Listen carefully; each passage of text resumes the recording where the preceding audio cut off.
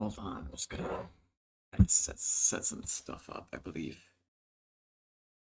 Just want to make sure everything works.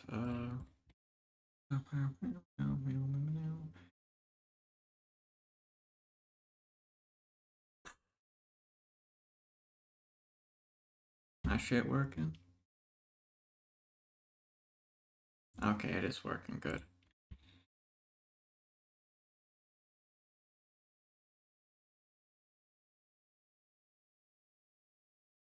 Um. Oh wait, one more thing I forgot to do. Hold on. Hold on. Sorry, y'all. In like 5 seconds. For like 5 seconds. Like 5 to 10 seconds. I'm a very busy guy. I do a lot of important stuff.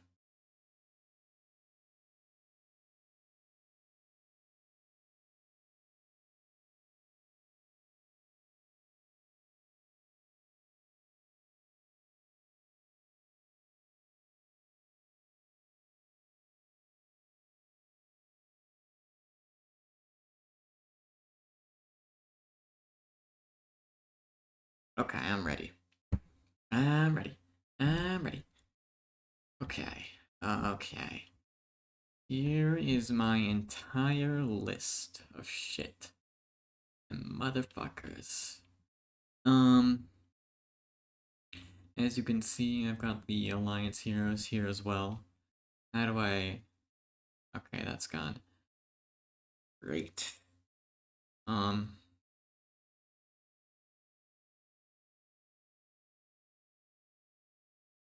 Yeah, so... Um... Let's just... Let's get into it. Fuck it. First up... Oh, why the fuck is this here? First up, this is one of the more hot takes I have. And we're already starting off with a hot a hot take. And that is Cronin, I think, is the worst hero in the game. I mean, in the series. I think. Well, like, Lyria, I think, it's like, they're like neck and neck, I think. But, like, if you look at it, like, in Kingdom Hearts 1, um, damage is more valuable, in a sense, where, like, if you have, like, 100 damage on something and something, like, on, like, one skill in this game, it's better than if you had 100 damage on its skill in Frontiers. Yes, S tier. So like Cronin, he does very little. His only like stalling is atrocious, especially in a game with as much anti like barracks, which just makes the boars useless. Eagle and Deep Lashes both are just abysmal. They do like no damage. Oh, sorry, I'm drinking a Coca-Cola right now. So I'm getting a little burpy. Deep Lashes and Falconer, it's terrible. You know, they don't add like a significant amount of DPS at all, and they're just kind of there. It's a nothing burger, I guess you would say. His regeneration is shit because he's a hero. He has 550 health, which is not good to begin with, but he has no armor, so you can't make use out of regener. Uh, we're rating them based on how they are in their respective games. That's how you would rank stuff. That's you would normally rank stuff. Anyways, um, his his DPS sucks and his regeneration is probably one of, if not the worst regeneration type skill in the series because he has no armor, so he in turn takes more damage than you're gonna. And like Saitam here, his regeneration works because he has medium armor, so he's actually able to like regenerate more health than damage he's taking. Unlike this guy, where in most scenarios he's going to be taking a lot more damage. And then Illyria, I think she's like, you could honestly swap these two. Like, you could swap these two. I'm sticking with my fuck Cronin, but um, she still has little damage. Her DPS overall doesn't like seem atrocious, but it still is atrocious. It's not good.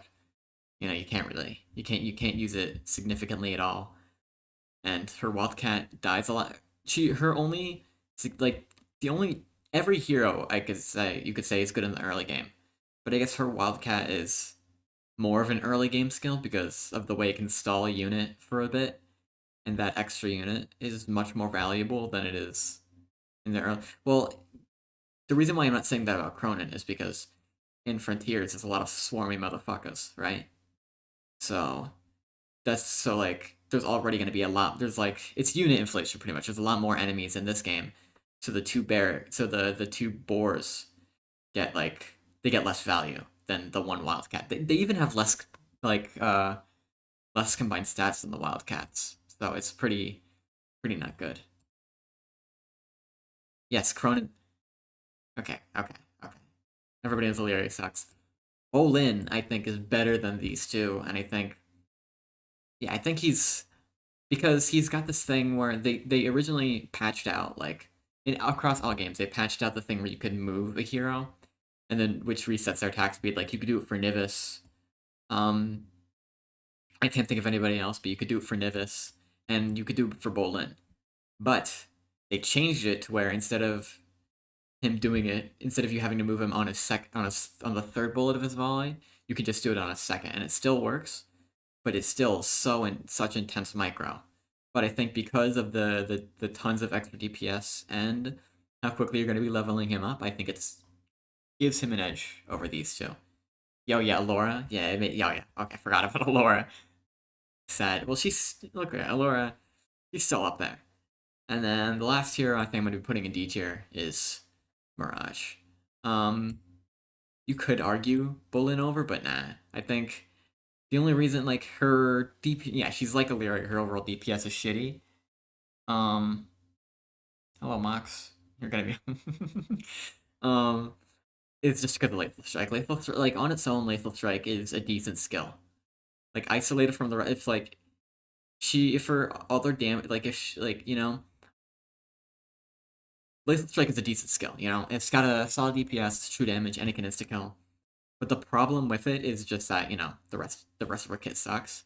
So you have to rely on that 25% chance to insta kill, and then, you know, if it doesn't, then you're kind of fucked. But it's still true damage, and it's better than what these guys have overall, at least. So yeah, Mirage. Last hero for F tier. Now next up is the Varric. He's gonna be at the bottom of D tier. I originally had him in F tier. Yeah, we're going from worst to best, yeah. I originally had him in F tier, but a slight change of heart, and I moved him up to D tier. I think. Well, in Vengeance, there's a lot of like enemies kind of sacrifice bulk for high damage. That does kind of harm him and his summoned units. But his Hero's Battle, it still is ridiculous. It still has a pretty high single target damage. Hold on, I have a. Well, actually, I don't want to show you guys all of my documents. I'm gonna find my. Well, just give me like it has a pretty good DPS. Enter the Warmongers, like single target. It's not. It's for a hero spell. Like just having a single target get DPS isn't great though. But it means the hero spell isn't useless. It's got a DPS of like 22, which is pretty darn high. Consider all things considered. Yeah, he's better for dealing with weak little fucker enemies than the bottom four are, is what I'll say. And then yeah, I like again like okay. What was I gonna say? Aim slashes isn't yeah, aim slashes isn't his duelist skill sucks, it doesn't work with him because the whole point of duelist is you're supposed to use it against tanky enemies. But because Vera can't tank for shit, he can't he can't get use from it. It's just like it just contradicts with him just being shitty. And next tier skill, I know Shy Guy Mask is gonna be a little disappointed. Got Nivis. Nivis, I just he's not very good. Yeah, I have my phone up for the chat so I can read it like instantly. Um, yeah. So Nivis, the probably on paper his DPS is pretty high. Like his DPS is competitive with other with other hero like DPS heroes in general. Um, so but like another big issue, like but like it's inefficient. You know, his basic attack is like a beam that deals damage over like a few seconds, and it's like an 18th or whatever the fuck it is. I mean, like, come on, it can end up like against like medium to high armored enemies. I think it's possible for it to deal no damage at all, which is absolutely insane, and it's just like not good. Like again, magic missiles also it's shitty. Like the overall damage is like 140 every 12 seconds, and it blocks him this long ass animation. His disintegrate. It's not terrible. I don't think disintegrate isn't bad. Yeah, it is more tough enemies. Kinda. It's more like the swarm focus. I want to say tough enemy swarm. You've got things. Of course, you've got things like myrmidons and shit, but there's not a lot of armor in this game. Why am I not doing it? Because it's boring. I'm doing it from worst to best because I think it's better. If I could do this by photo. Yeah, I'm doing from worst to best just to make it more consistent. You know, it's also much easier to remember where I want to rank these heroes from doing it from worst to best than if I'm doing it from picture order. Um,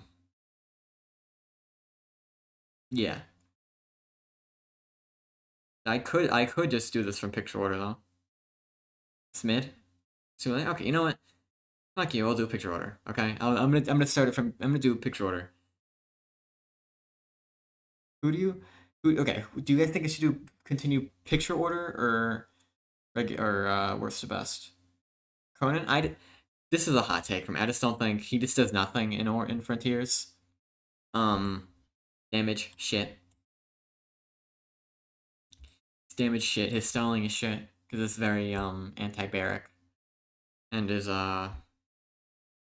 stampede is like chance based. So if you have all of your use in a chance based skill that does nothing, like even lethal strike, right? It at least deals true damage. It at least deals some true damage. But stampede is like no physical damage.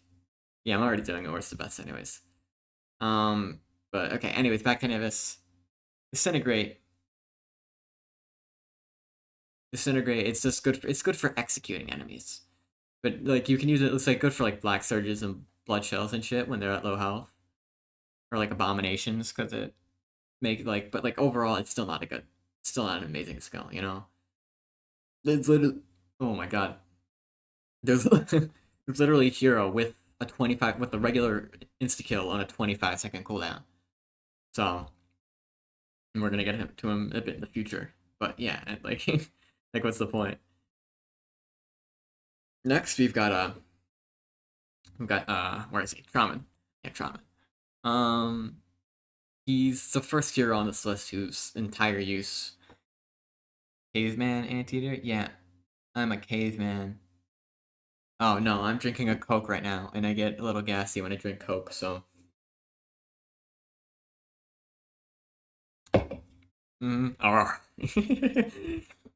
Anyways, his entire use rests in his hero spell, right? And just and even then it deals physical damage. Like even if it has a high DPS, it deals physical damage. Really? Like its sole use should be for dealing with giant enemies. But when those giant enemies have armor, there's like no point, you know? And it's like stun enemies for 3 seconds on a 25 fucking second cooldown. Are you kidding me? Like and then the missiles don't even hit half the missiles sometimes glitch out and don't even hit half the time. But I mean, when he's on Nitro Rush, his base DPS is actually good. I think but that's only like half the time though. So realistically, you're not gonna be getting that because other than that, he has a DPS of 15. If you get it from no, not true damage, explosive damage. He's throwing bombs. But yeah, I think his hero spell is good for clearing out just enemies, but it's still like on a long cooldown.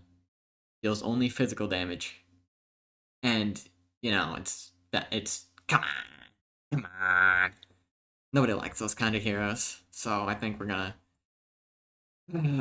yeah, move on. The next hero, this is a bit another slightly hot take. I think it's Malik. I I don't like him very much. I think his only use is Earthquake, which is stunning enemies, which and you can't rely on it for the damage. You can really stun enemies with it.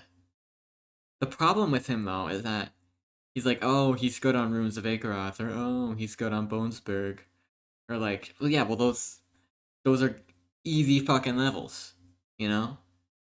He's really good at easy levels where there's a bunch of shit enemies, but when there's like actual threats like Castle Blackburn, Hackcrash Plateau, actually no, yeah, Hackcrash Plateau he sucks. What else? He's okay.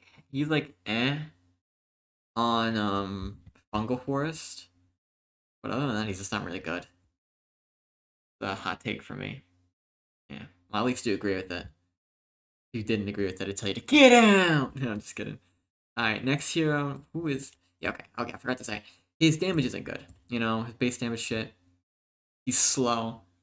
He's tanky, but like there's a problem with tankiness in Kingdom Rush 1 is that you can't tankiness is not an exceptional enough thing in the first game because almost every melee hero it has good tankiness, has good ways to stall. The only like hero in Kingdom Rush 1 who isn't like the only melee hero in Kingdom Rush 1 I'd say who has actually is like Oni, but his base tankiness is still great and he's still got insane amounts of damage, you know? And then speaking of Oni, the next hero we have on this list is Kutsao. Um, Kutsao, I don't think Kutsao is not. Again, you might be fooled. His overall DPS is actually pretty good. Is actually it looks good, like Nivis, but like it's way compared to Nivis, this is his is way more spread out. You know, like Leopard style. I think yeah, no, yeah, Leopard style. It's Leopard style is shit. It's like 30 damage on. It's like a 25 damage on average to like what 5 6 enemies. Hold on, I just want to find the exact amount of. No, it's like 7. Like 7 enemies, I believe. Yeah, 7. But like, look at this damage range. And if there are 7 enemies nearby, it's like that's even worse amount of damage per enemy than Shadow Dance. It's he's good against isolated single blood shells. I would say he's actually pretty good against. But I think that's his only use case. I think that's the only case where he's viable because he can reduce the damage of blood shells. He can dodge our attacks. He can isolate them and then use leopard style. But he's just not that like he has shitty base DPS and shitty tankiness, and both of that is riding on Crane style to get picked up on. But when you're using him against enemies like brutes or gorillons, or you know, you just can't use him against them because they have AOE attacks and he just crumbles. So yeah, he's just not very good. Oh, you surprised I haven't put Rags anywhere yet? Well, speaking of Raz and Rags, next up we have Torres. Torres, he's tank. He's definitely one of the. But he's definitely he's definitely like the second best in terms of tankiness. But that's all he has. His damage is shit.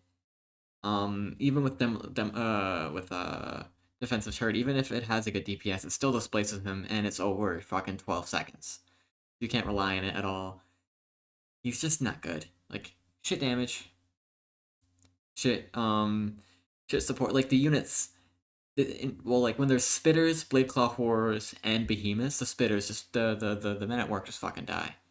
You know, like what's the fucking point? I'm just gonna okay. I'm not gonna go through my favorite hero in each game. My favorite hero and of all time is Karkinos, and I will sadly have to be ranking him a little bit lower. But yeah, um,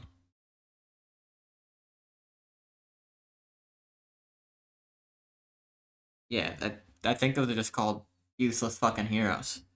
Um, yeah. So that's yeah. He just got bad. Okay.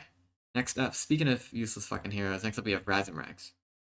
Um, okay, he's not that useless. But the main problem with him is just that his only like consistency is in his hero spell. Like Angry Gnome and Cami Hair. Angry Gnome does no fucking damage, and Cami Hair's got too long of a cooldown to rely on it. You can't rely on Hammer Time because it moves him fucking randomly, so he could just be like, and it's not hitting any. That's happening before. I've had him hit like an enemy once, and it did not work out well. It only hit once with Hammer Time over the 5 seconds that he's locked into the animation. So like, what's the point? I'm gonna guess your favorite hero is Raz and Rags. Yeah, the only good part about him is Changeling, but even then, the wave the wave spacings are weird in Origins. So half the time you use a skill, it turns all the enemies into Rags, and no other enemies come by, and like only one goes into combat. And they have such a low aggro range. If you turns an enemy into a doll, there's a high likelihood they're not gonna hit an enemy if they're even close to your barracks reinforcements. It's just terrible, you know? But Changeling is one of the best hero spells of all time to be used in endless mode. I think out of every hero spell you could have ever used, that his hero spell is one of the best for endless mode in the entire series. I mean, I know there's only 3 games with hero spells, and only one of them is endless mode. Even still, it's still great for endless mode because it's spam fucking enemies, you know. So the wave composition works well with that. But overall, it's just one hero spell on like a 60-second cooldown, you know? It's not, especially with all the flaws that it comes with, so it's not very good. Next hero, next hero is finally, we have to finally get this guy into D tier, is Jigu. Um, Jigu okay, he's another hero who could just infinitely stall, but I think that trait is a little bit better in Vengeance when you have more damaging, when you have a lot of enemies that deal more damage. And because of the wave compositions that are spaced out, they're more spaced out. Him stalling one enemy is it gives you more time to kill that enemy for the next one to come. Like especially in the dinosaur levels, the prehistoric dwarves that get spat into the right up tier lane. He could be really good for catching those. But the thing is, his damage is bad. Ice Ball is just kind of random. You can't really micro around it. And Earth Slam, it's got a 30-second cooldown.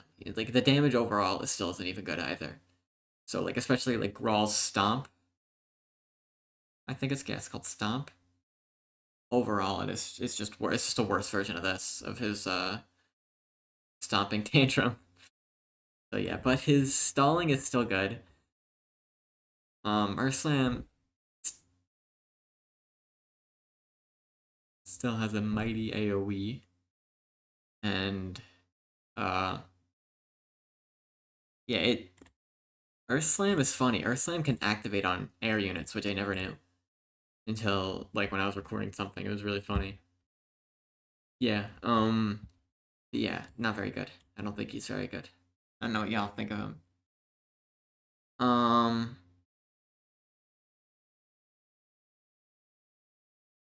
Zin, Jin. I don't know how to pronounce that. He's coming up soon. I'm just gonna say that. And then this is the last tier I'd say for D tier. Last hero. Um, I know I fucking love this hero, but she's not.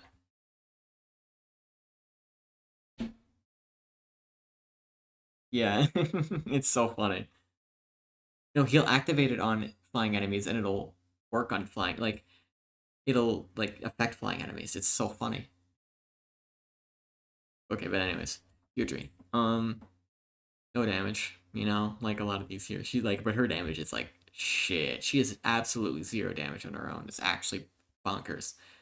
But she is the best in Frontiers for just pure stalling. You know, the best. She has the same health as Ulrich, so against true damage, She's as equal to him. Um, she has a teleport, so she can regenerate faster, and she has the highest effective HP in the game. First off, she can teleport, so she can like regenerate more than Karkinos or Grawl. But But like she just deals she's just support, you know. Like healing a few units and increasing their armor can be good. Like it gets her good niche in endless mode because it lets you, like with Templars and with Templars and Necromancers, it can let them like tank one extra hit, which can actually be tanking one more hit is a lot more useful than you'd think. Especially with like she has the best synergy with Necromancer. She's like the best synergy with a tower in the entire game, I'd say. So in the entire series, I'd say with like Deirdre plus Necromancer, she increases the Necromancer's damage, increases its stalling output. It's just bonkers, but like it's not really that useful outside of that. You know, she has no damage. Consecrate the damage increase. It's not significant enough for it to be viable to make up for her bad damage. You know, I don't think it's very good for that. But you know, she's like barely lumped up with these guys. But I think she's got enough going against her to keep her down here. Speaking of, okay, and then that's it for the D tier. You know, Cope, Seeth Mold. Finally, okay, I'm gonna rename these. Hold on, I need OP slash too strong. I forgot I should have done this. Great slash pretty strong. I don't know why it does that. Balance. I don't know why I did that. I'm just gonna do this without any caps. Balance, you know, balance. Like below average slash eh. You know, this is just like bad, bad, you know, bad. And then crash, crash slash Cronin. Okay, so now we're into the C tier. First up, we've got Zen. Zen, Jin, Toothy Grin. I don't know what else to call him, but like, he's not. His only saving grace is his hero spell, which is short cooldown, high DPS. But it's still not very. It's still like outside of that. Like even the hero spell itself is pretty it's pretty flawed. You know, it can spread out its damage really easily. Um, and when you isolate when it's isolated against enemies, it does a shit ton of damage. But when it's not, you don't see the effects that much. You know, like you have to be using it against isolated enemies for it to be considered a strong hero spell. But outside of that, he's still shit. Probably one of the worst AOE. No, probably one out. No, Ray Bark's fucking AOE skills in the game. One of the worst like DPS of any AOE skill. Fucking shit. What's it called? Panda style. Daring Strike just doesn't really deal a lot of damage compared to other games. Inspire, like the damage it adds is all right.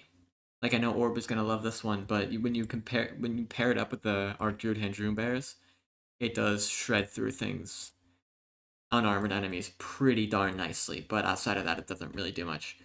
And then Mind Over Body, another like probably one of like the second worst tanking skill in the series because the healing is low. The it's over 6 seconds. It's only like 180 health every.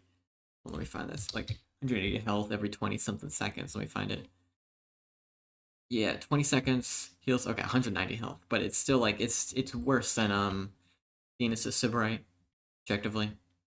So he's just barely. He only makes it in here because it's hero spell. Other than that, if you don't isolate your enemies right, it's just shit. Next up here is another sad one for me. It's a Grawl. He has two very good skills. He has two very good skills with a Shard Punch and Stomp. However, outside of that, okay, Doom Tank's damage for hero spell is from but Doom Tank also just has high DPS outside of that as well. But yeah, okay, now we're into Grawl. Shard Punch is a very good skill. It's like 20 to 200 to 250 true damage every 12 seconds. And then Stomp is like on a 16-second cooldown. So both of them, let me check my notes.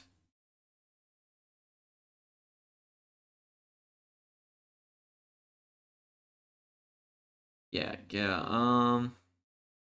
Yeah, Stomp 66, 16-second cooldown, I think. Shark Punch 12-second cooldown. It's pretty good. Um, yeah, the Stomp, the stun is good just because it's the AoE is wonky though, but outside of the A, but like when you've positioned Grawl in the right point at the right spot, it can be very useful. But that's the whole problem with Grawl. Trying to position him around the right point is the worst thing. I think it's worse. I think it's worse than torture. No, it is torture. Because when you have to move him around because of how slow he is. Not only is he mega slow, but you have to like inch him inch by inch, or else he loses the damage buff he gets from I think it's Bastion. Yeah, Bastion. Because without Bastion, his DPS is without Bastion, his base DPS is worse than Kutsao's. I think it's worse than Deirdre's. I think. Yeah, I think yeah, it's worse than Deirdre's. That's on no, it's on par with Deirdre's. No, it's still pretty shit. So you can't rely on his base DPS at all. It's like even with Bastion, it's still only like 37, which isn't very exceptional. So what you have to do is you have to like inch him inch by inch, and then his tank. Oh my god, he's 900 health, right? 50%. His the EHP overall is pretty good, but he regenerates health at a 30 health per second rate. If he goes down to 300 health, you have to wait 20 fucking seconds for him for him to regenerate back to full. It would be easier to kill Grawl. It'd be more efficient to kill Grawl and then let him respawn at full health than trying to get him to regenerate all of that health in one go. So you have to like carefully weave him in and out of combat to not get him too low, but still leaving him in enough to use a shard punch. Boulder throws is there. You know, it's not bad. It's not good either, but I'm not really talking about it. You know, it's just kind of there. Kind of like a worse version of Jigu's Ice Ball, just because it has like bad damage, but it's got a bigger AOE, so it's not very good. While Viduk is live, well, I'm better than Viduk. So I'm just kidding, maybe. But anyway, okay. So that's it with Grawl. What's up next? Next we have got Karkinos. What do you mean you don't get Bastion? He gets damage from not moving, but like you're able to move him like a little bit. Yeah, okay. Sadly, we've got Karkinos. He just has like no damage. Like his base CPS is pretty solid, but when you're making him stall against armored and like big armored enemies, it's nothing. And then so it's like shoulder cannon. You have to heavily micro crawl around that as well. Where like he has a fast move speed when you move him far distances, but I don't think just slowing a few enemies and dealing like what 60 damage to it. The 60 damage to them is a big enough use to want to micro him around. You better like battle like I think it's called like battle hardened. You know, it's his only skill that redeemed or well, fuck, what's the name of it? I think I think a pincer tactile where he extends his claw. It's actually pretty good. It's actually pretty solid. It's like it's very similar to shard punch, but it's in an AOE. But then again, you have to micro him around, getting the AOE to work on horizontal maps. At that point, you're just better off just leaving him somewhere and hoping that he uses it right. Same thing for shoulder cannon.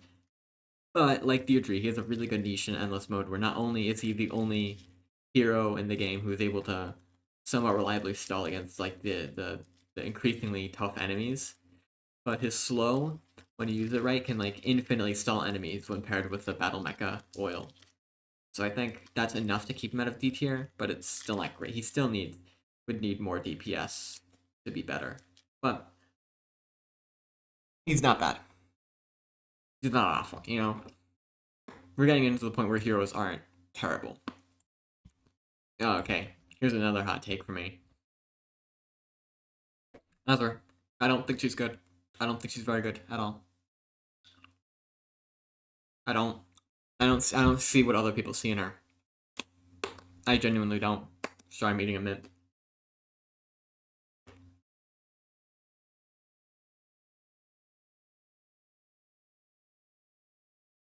Sorry, Krakinos is like a mix of both, like Stallar and artillery. But he's just kind of ass at artillery, and his stalling is unreliable sometimes. Yeah, I don't think Asa is very good. She her overall DPS is like actual worse baby doo doo shit, right? Like even with her like teleport, like oh she's able to maintain the DPS. Oh, you're maintaining pennies. That's what you're doing. Okay, even like she can maintain her DPS more than other heroes can. It's not good DPS. You know, her insta kill is easily the worst in the series, easily because it's on a 45-second cooldown, and that's like not even good compared to other games, pretty bad.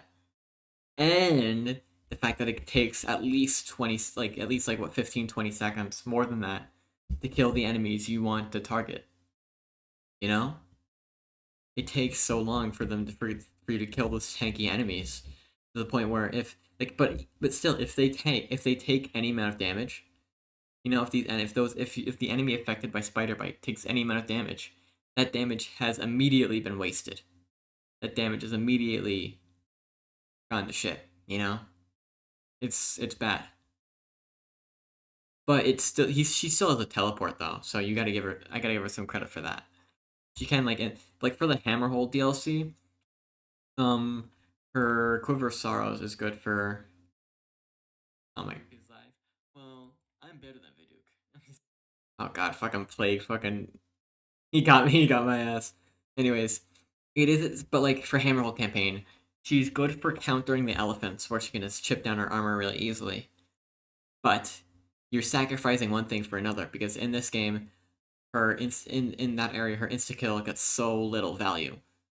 You know, like there's no tanky enemies to get good value from. Even like when you use it against like a falconer or an assassin, it's still like not a lot of damage you're getting from it compared to like and for like how long you have to wait for them to die. Fucking Darth Plague, man, you son of a gun. Anyways, so yeah, I don't think she's very good. Feel free to disagree. Um, lick my ass. I'm kidding. I'm kidding. Okay, another hero who got Grawl treatment. Grawl treatment is I think Bruce, and he's slow. His regeneration is the same as Grawl's. His health overall is lower, so he can regenerate back to full quicker. But it's still shit. It's still not good at all. Like his main strength is that he's just got like a shit ton of DPS, like single target DPS, right? It's still like insane, but like not only is like when you isolate enemies, it's chance based. Like when you don't have any archers around, or if you're using golden longbows, it's very chance based with sharp claws. And in the late game, when you've got hordes of enemies coming in and you can't stall them, and you can't like reliably use Grawl to stall them, or sorry, not Grawl, Bruce to stall them because it keeps going lower, it keeps reducing his health more and more. You're just kind of fucked, you know. He his early game is monstrous. He's got one of the best early games out of every hero, like in the bottom, like from B tier below. But his late game is awful. His late game just falls off even harder because you can't do anything. You know. So I think this is a reasonable point. No, I think he means Karkinos deserves worse. I think people ride on Azra a lot. Speaking of which, next we have who do we have next?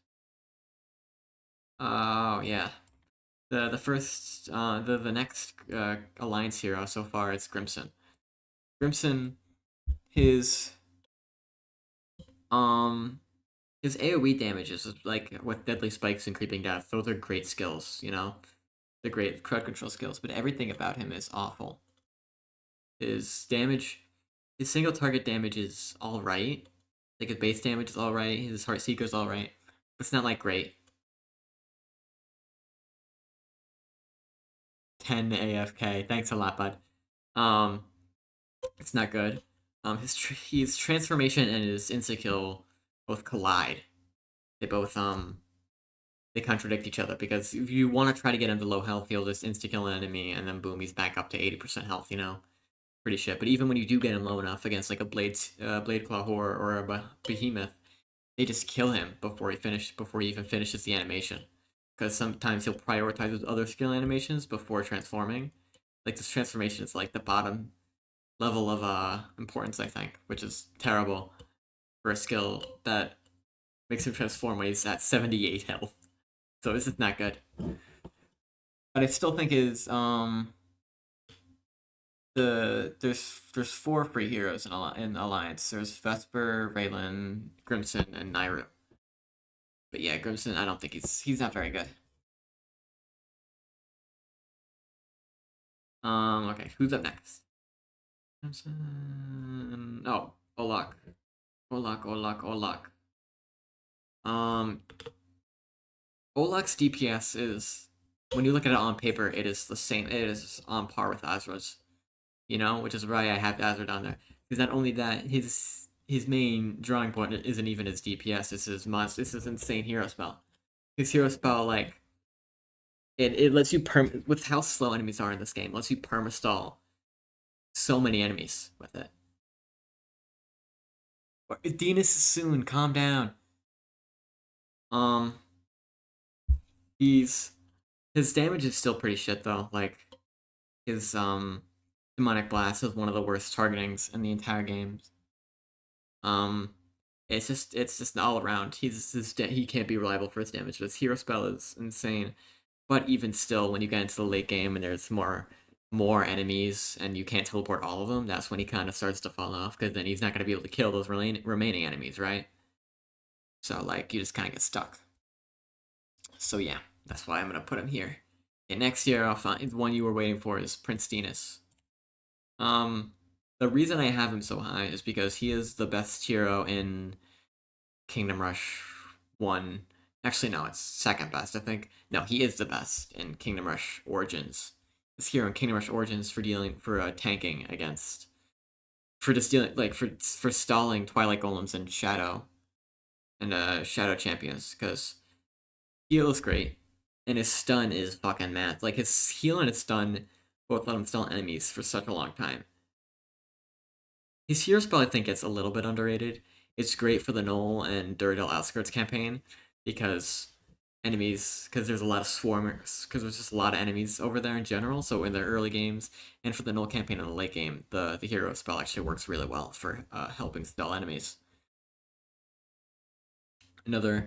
But his damage is poo poo caca diddy shit. It's P Diddy. Due to how shit it is, due to how piss awful it is. It's just not. It's his only like Avenger overall has a good DPS, but per target is shit. And Mighty has a mediocre. It's like a low. The overall DPS isn't good, but like for a hero with low DPS, overall his Mighty isn't terrible. It's good for finishing off enemies because it's easy to micro and it's short cooldown, but it's still not enough to pick up the slack for the rest of his damage. So I think it ranks him here. Not terrible, but he's not really great either. Next up, who's up next?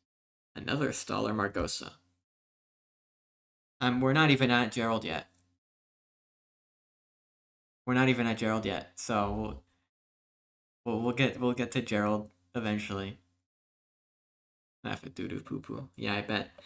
Margot, 16 people. Margosa, her whole thing is that she stalls well, but again, like Dinas, the rest like her only good skills are hero spell and her vampirism skill. It lets her stall really nice, But against armored enemies, her stall drops off because her damage output drops off, and she heals based off of her damage output. I think she used to be able to permanently stall a Malik, but then an Elric, but they patched that out. If you're okay for Bonesburg, if you've only got free heroes, then I would say either Tenshi or Malik. I know Malik sucks, but Malik's really good for Bonesburg. That's his own, like one of his only niches. Yeah, Vesnin. I love Vesnin. Yeah. But if you, yeah. Okay. Anyways, her other skill, like she's got Walmart Daedalus's maze, her AOE miss or whatever. Oh yeah, use Ignis. Use Ignis or Laura. Either doesn't matter. They're both great. They're both OP. Um, yeah, just use Tesla. Thanks. That really helps. That really helps people out. Um, Margosa, her mist is shit because it deals like no damage, and even like like you can't use her skills when she's in beast form, and you want her to be in beast form. So like, what's the fucking point? You know? What's the fucking point of having? Well, like their skills are shit anyways. But her DPS into unarmored enemies is amazing, but into armored enemies, the ones that she wants to stall, it's shit. So she kind of, but I will say her shredding capabilities are not to be mistaken. Her base DPS alone makes her one of the best single target damage dealers in the game for unarmored in the series for unarmored enemies. You know, so I will say it's enough to bring her up here. Speaking of which, speaking of stalling, oh my god. Next here we have this Ingvar. Ingvar, very similar to Margosa. He's great for stalling. His ancestor call is actually pretty good. Um,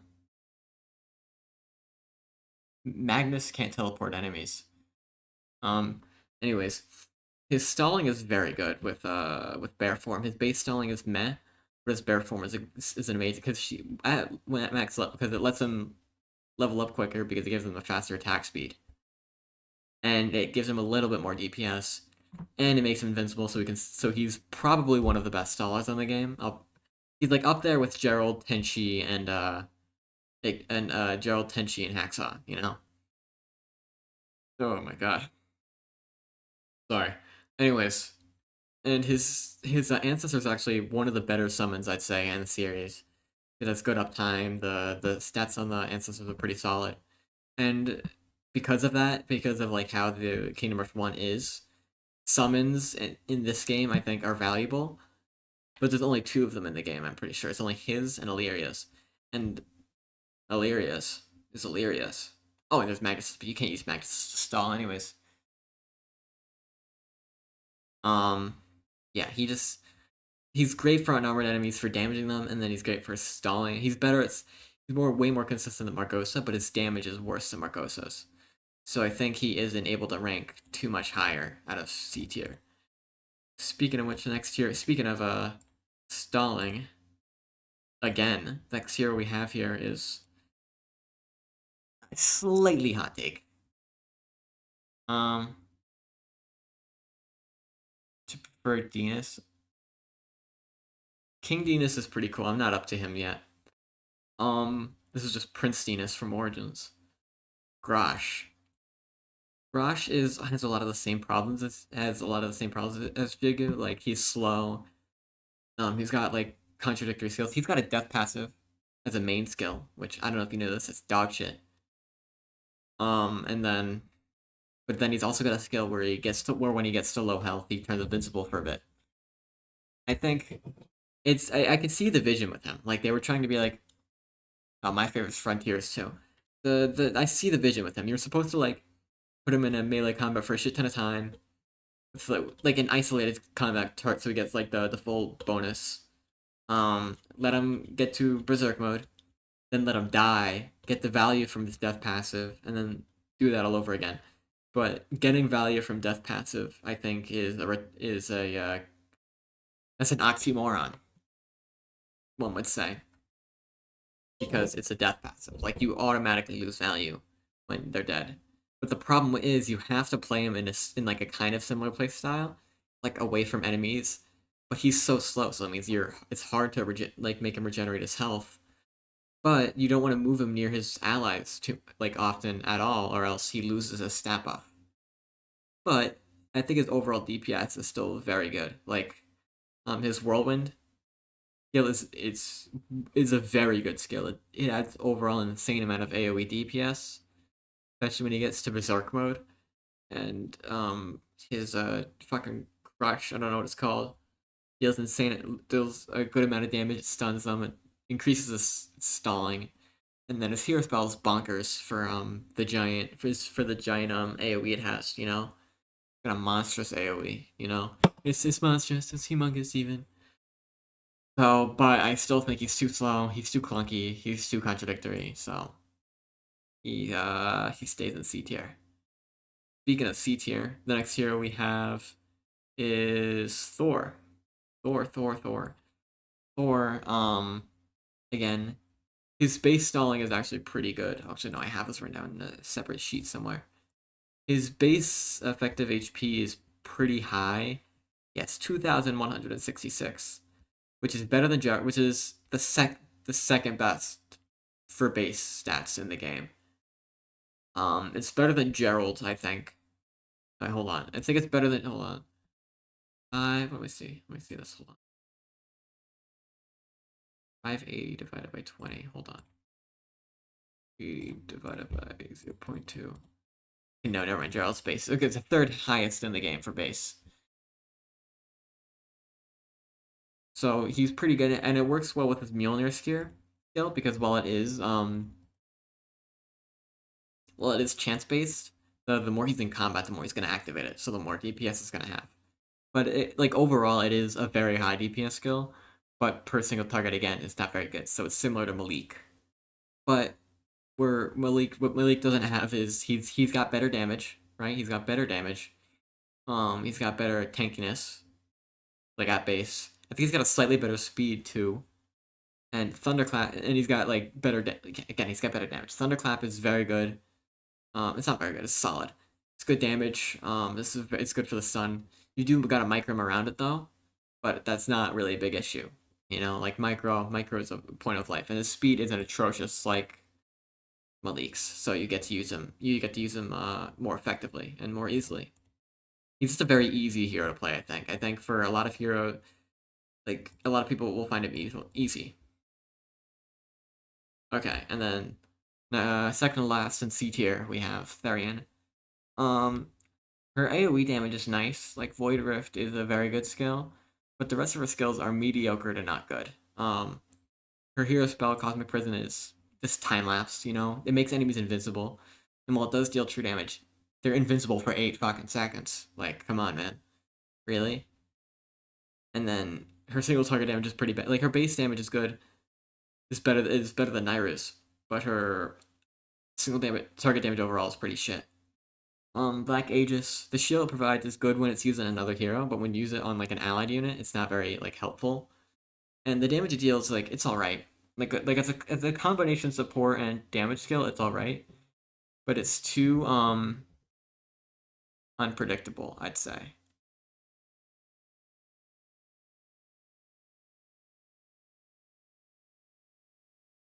Sorry, I just got a text. Yeah. So, but I think her AOE damage on Void Rift is good. Spatial Distortion, the tower buff, not very good. It's all right, but it's just kind of there.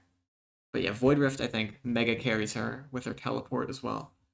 So I think she's just barely not in B tier. And then finally in B tier we have Junpei. I think okay, well from Azra on from Arkinos on, I think heroes are usable. Or like more usable or like solid. It's not solid, but like somewhat usable, you know. Like let's just say C tier. Somewhat usable to OP. Let's just say that. Yeah, there's 14 people here, but I think they're all AFK. Anyways, Junpei, I think based he's on paper he's actually pretty good. Um, his single, like when you've got Last Stand activated, it's pretty good.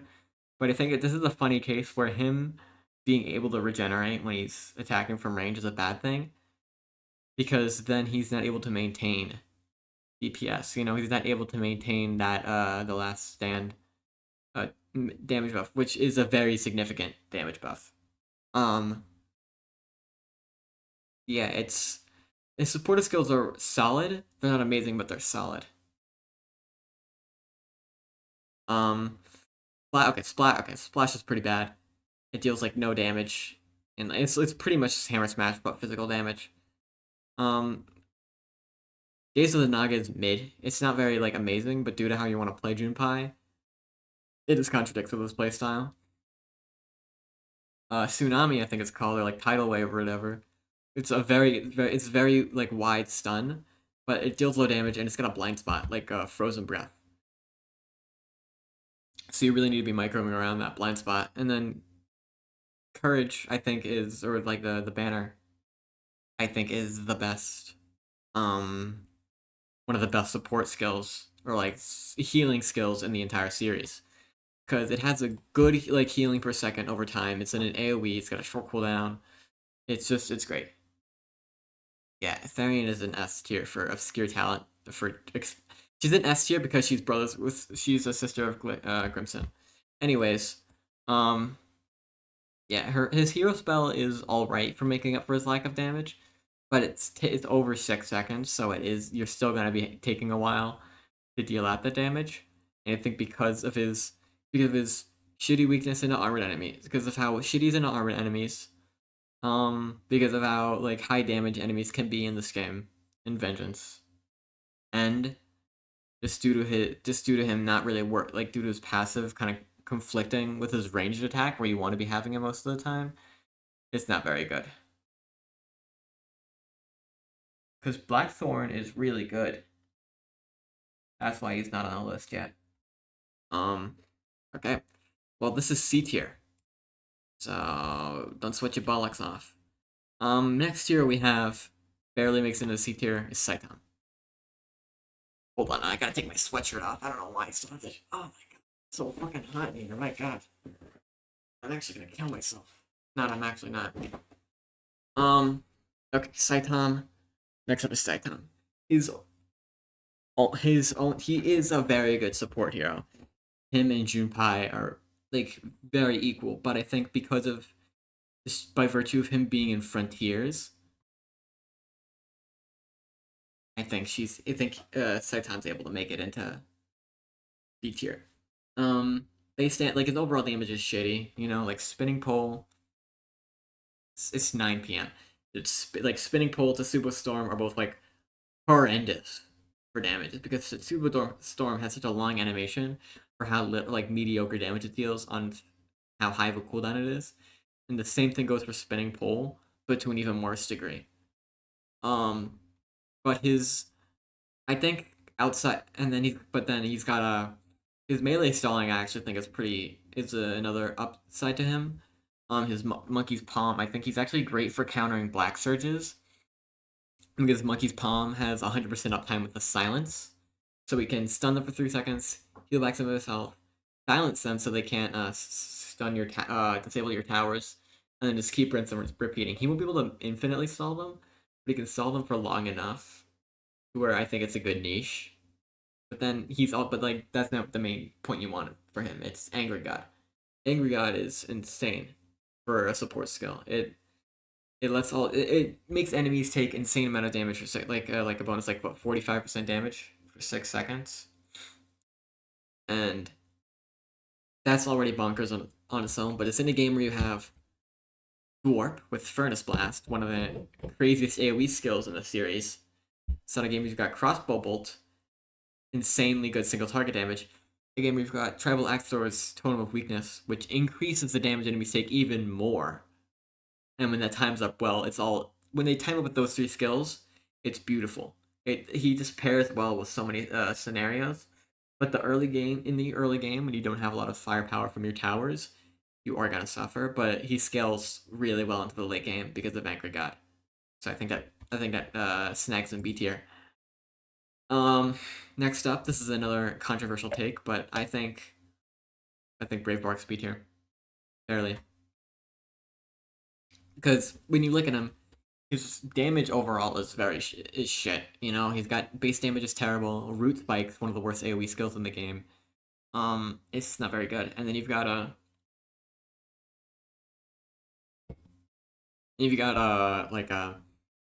Oak Steeds. The units they've got horrendous uptime. So you're not like if they last for 20 seconds, have a 25-second cooldown, which is horrendous for them only having 150 health. And Spring Sap is a little bit flawed because it can activate when he's not in combat, can't do anything while using it. And if the enemy dies, it's the kind of thing with the Dark Knight's Impervious, where he's just reloading so much, like he's just regenerating so much health, where it's like a waste of the skill, pretty much. But it's good against stalling like Twilight Golems or whatever, so I guess it's got something. Can my ad blocker work for once? Okay, fuck him, whatever. That's okay. Yeah, yeah, he's got so many sad skills, but he makes up for with Branch Ball, I think, because he's a hero. He's a hero with a teleport and an insta kill. Where his teleport, but the problem is his teleport is really slow. But when you use it against like, when we've got such high priority enemies like Ogre Magi, Dark Spitters, Blood Ogres, what else? I think it can be used on Mounted Avengers. Yeah, it can be. It can be used on like Mounted Avengers, Whiteheart. There's a lot of enemies in this game where you get a ton of value from this skill, especially for it only being on a 35-second cooldown. I think it's enough to keep him up here. But and with the occasional support with Spring Sap and his hero spell, I think if it was just Branch Ball, I think I would have to put him in C tier. But because he's got these other like occasionally supportive skills, hit and run with insta kills. I mean, yeah, but I like to try to use them in melee combat as much as possible because then I'm not gonna have to wait for a Twilight Golem. Yeah, I'm tanking. I'm not gonna have to wait for like a Twilight Golem or something with high damage just to get values from Spring Sap, you know? Okay, next hero. Who do I have up next? That says Onagro. Yep. This is a sad one. I'm gonna have to put Onagro in B tier overall, just barely. The main problem with him is that he's just gotten, again, his kind of like Brave. He's got sad skills. His tar bomb is all right, and his other skills just have like low DPS. Like even for an alliance hero, they're not really great. So you like especially Power Slam. Power Slam is like like on paper it is a worse version than Deep Impact. You know. Um, but it's based on he's probably the best anti-flyer, like anti-flying enemy hero in the game. But just like or his hero spell, if his hero spell just doesn't, you have to. There's too many things that have to go on. Like you have to line it up really well. You have to make sure that it's monstrously. It's monstrous fucking range doesn't fuck you over. If it weren't for the star upgrade that slows enemies down, his hero spell would be instantly useless. Okay? His hero spell would easily be the worst in Alliance. It's because you need that slow in order to line up enemies. Okay, a lot of people don't agree with my Onagro placement, but it is what it is. You put him down, he camps and goes hard. Well, yeah, you're just waiting for him to use his tar bomb and his hero spell. Like he's doing consistent damage with a basic attack, but that's all he's really doing. You know, his hero spell is like it deals better single target damage than it does AoE damage, because the AoE and the bombs is also pretty shit. Counterpoint. Okay, that's a pretty fair counterpoint. Okay, anyways. Next hero on this list is Lilith. I don't know why I put it Lilith. A lot of people think she's RNG based, and I am going to be telling you that is almost entirely incorrect. I am not dating you. Okay. I am not doing this. What was I gonna say? Oh yeah, right. See, a lot of people think she's RNG based because like, oh, she's got Resurrection, which is RNG based. Oh, her Reaper's Harvest has an insta kill, has a percent insta kill chance. It means it's RNG based. Well, even still, it's still 332 damage. It's still it's still 332 damage. But people also don't understand the power of Reaper's Harvest. When Reaper's Harvest, the thing about Reaper's Harvest, okay, let me explain. Her skill Soul Eater is to gain like increase her own damage based on an enemy's, right? But what it doesn't say Okay, first off, the bad part about it is that it only increases her melee damage. But the thing that it doesn't say about it is that it increases the damage on Reaper's Harvest based on how much based on the ratio, or like based on how much it increases your base damage. If Soul Eater increases your base damage by 2 times, Reaper's Harvest damage gets doubled. Okay? If Lilith if gains the damage from even just a Twilight Harasser, Reaper's Harvest damage goes from 330 true damage to 660. I don't think I need to say why that's a little bit strong. Okay? I don't think I need to say that. And she's really good. It's really good when you see all of the high melee damage enemies in like the Shadow Spawn campaign, or like when there's plentiful um harassers in the Daredevil Outskirts campaigns. She is she is kind of shit for the no for the Hulking Rage Null campaign if she doesn't get the damage from a Blood Ogre, Blood Null, or Ogre Magi, or just an Ogre in general. Yeah, 2 to 6. Isn't it like where it's her old damage? Hold on, it's her old. Isn't it like? Hold on, it's like something. It's like her new damage divided by her old damage. It's her new base damage out of her old base damage times Reaper's Heart times 330, right? So it's still pretty. Either way, it's you're getting a lot of damage from it. Also, Ring of Fire, it's still like a great AoE skill. Like for an AoE skill, the DPS is very high. Even if it's in a small AoE, you're still able to rack up a lot of damage with it. Yeah, yeah, thanks, Duke. Um, and her hero spell, I would say, is very RNG reliant. But even still, like when Meteor is the objective better part, but when you get the angels, no, not the angels. Oh no, the whole game is the angels are fine.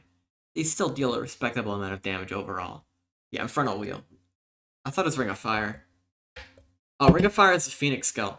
Oh, thank you. Um, yeah, she's her damage DPS overall is still very good. Oh, Pollux the Wise. Well, how you doing, man? But yeah, anyways, I still think she's great when you time Reaper's Harvest right, which is not too hard because it's considering the cooldowns of the skills. But next up we have Vesper. I don't think he's definitely on the bottom half, I think, of the heroes in this game. He's not great. Like I think like he's not like exceptional, but he's still I think pretty balanced for Alliance. Alright, well, alright, well, you should just chill. I'm just chilling here. Nerd emoji. Shut up. Vesper, his overall damage, I think, like people underestimate Arrow to the Knee. Arrow to the Knee is a great skill, I think. Same with Martial Flourish. They both they both deal good damage. Arrow to the Knee also is insanely good for countering flying enemies for the Void Blinker specifically because of the stun, but also makes it just great for dealing with like the noxious spitters as well. He's also really good for dealing with the foul spawners because of the mix of Martial Flourish and Disengage. Like once he activates Disengage and Martial Flourish, that's already a bonus 500 something damage. But it does come out a lot slower than like Raylan, I'd say, or Nairu.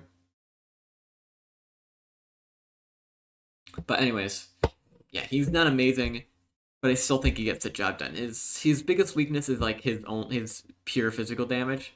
So into abominations and flesh behemoths, it does fall off a lot, but I still think it's hero spell also is kind of bad. It really is the worst version of Aerostorm from Eridan.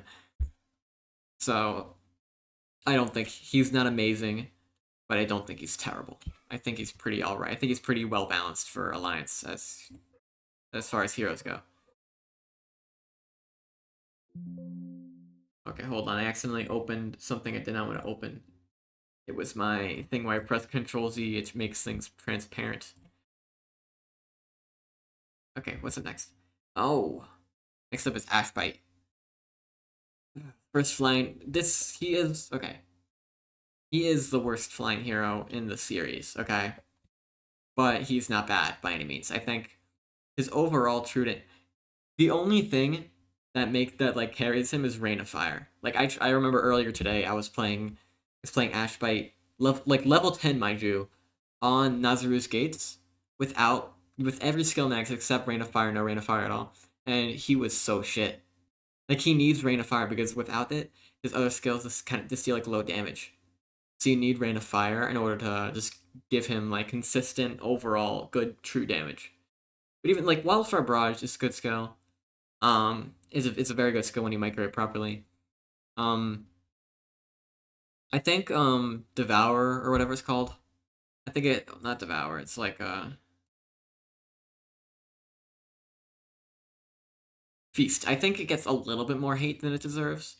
Because I mean, like, you don't need you don't need to be microing him around it. You micro him around Wildfire Barrage. If you use it against an enemy, like and it insta kills them, it's just nice. You know, it's still a shit skill though.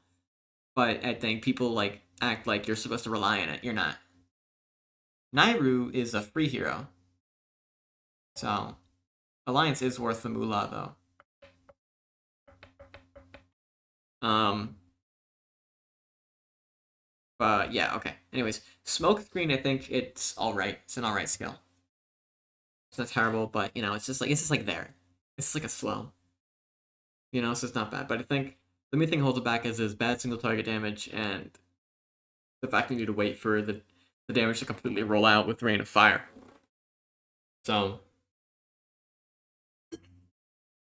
yeah, solid hero. Not terrible, but not amazing. But you know, not great either. Next up, we have Magnus. Maybe come as a little bit of a surprise, but Magnus, okay, so overall DPS is good, but the main problem with him is that his mirages kind of suck. The niche of armor shredding is good in Kingdom Hearts 1, where there's like a ton of armored enemies that you can just shred down, which is good. But the problem with it is just that you're not he doesn't get any immediate bonuses from this. And even still, you've got here already got like sorcerer to to shred armor. You've got Tesla that's already piercing through armor. You've got the rangers that have true damage, that have two forms of true damage. You've got the musketeers. You know, like the armor shred isn't as useful as you would think it would be. So I think that's the main issue with it. But I still think he's great. He has a teleport, so that's very good for micro. He's his arcane storm barrage. I think is a good skill when you use it right, but it's over a long time, which is the biggest problem with it. So you gotta wait for it. Power is power. Power is power. And okay, he's just like basic. You know, he's basic mage. You know, not he's pretty balanced for Kingdom Hearts 1. He's one of the more balanced heroes in the game. Um, Next up, we've got King Dinas. I think he's barely better than Magnus just because King Dinas has an absurdly high overall DPS. Like he's like the 11th highest in the game in the series, I think. Single target. But it does come with weaknesses, like he's got the minimum range. He's got a short range, he's also got a minimum range. His catapult barrage. Alright, see ya. His catapult barrage kinda it does kinda suck when it targets weirdly, like in how long it takes for the catapult to actually barrage. But when like using it with like coupling with paladins or like an elemental, it can actually. I did not call him the best hero in the game. Okay, okay. I'll tell when I get to Blackthorn, you'll see why I think he's strong. I mean, I'll explain it. But yeah, I think it's just high DPS. Also, Royal Edict is actually a solid support skill when you pair it with sorcerers and Tesla. But no, it's very good when you pair it with Teslas, which are already OP, but when you increase their attack speed, it just gets nutty. You feel? So I think that's pretty good. Yeah, Ice Skull is gonna be. Yeah, sadly, Ice Skull is gonna be S tier, Pollux. Sorry to break your balls there. Who's up next? Next we have the most balanced hero in the series, Eridan.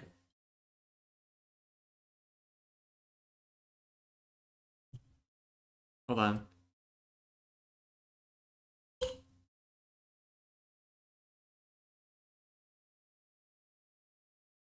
Okay, sorry. Um, the problem with him is the good thing is him is that he's got a good DPS. His overall DPS is fine, and he is against single targets. He is probably the best against enemies who only have single target attacks. He is the best at stalling in the game, and he's got his arrow arrow barrage skill, not the hero spell, the arrow barrage skill has a really good DP, has really good damage. Hold on. Sorry. But anyways, okay, I might just leave. I might have to leave for like 3 seconds in a sec. Anyways, Eridan, his main weak is he's terrible in the armor, which sucks in the which heavily holds him back in the Shadow Spawn and Dirt Outskirts campaigns because it's just a lot of armor over there. But he's still able to stall the enemies there reliably. His AoE damage, like on his hero spell, is pretty mid, and his overall DPS is balanced, but he needs a lot of micro when you want to use him. He needs a shit ton of micro when you want to use him in these tough stages, you know. But he's still pretty very balanced here, you know. He's strong enough, like with his damage is solid enough to where he isn't shit. Zoom in. Okay, hold on. Control plus. I this. Can I hold on? Let me zoom. Oh, let me zoom in on my OBS. I think. Can I move this shit? Hold on.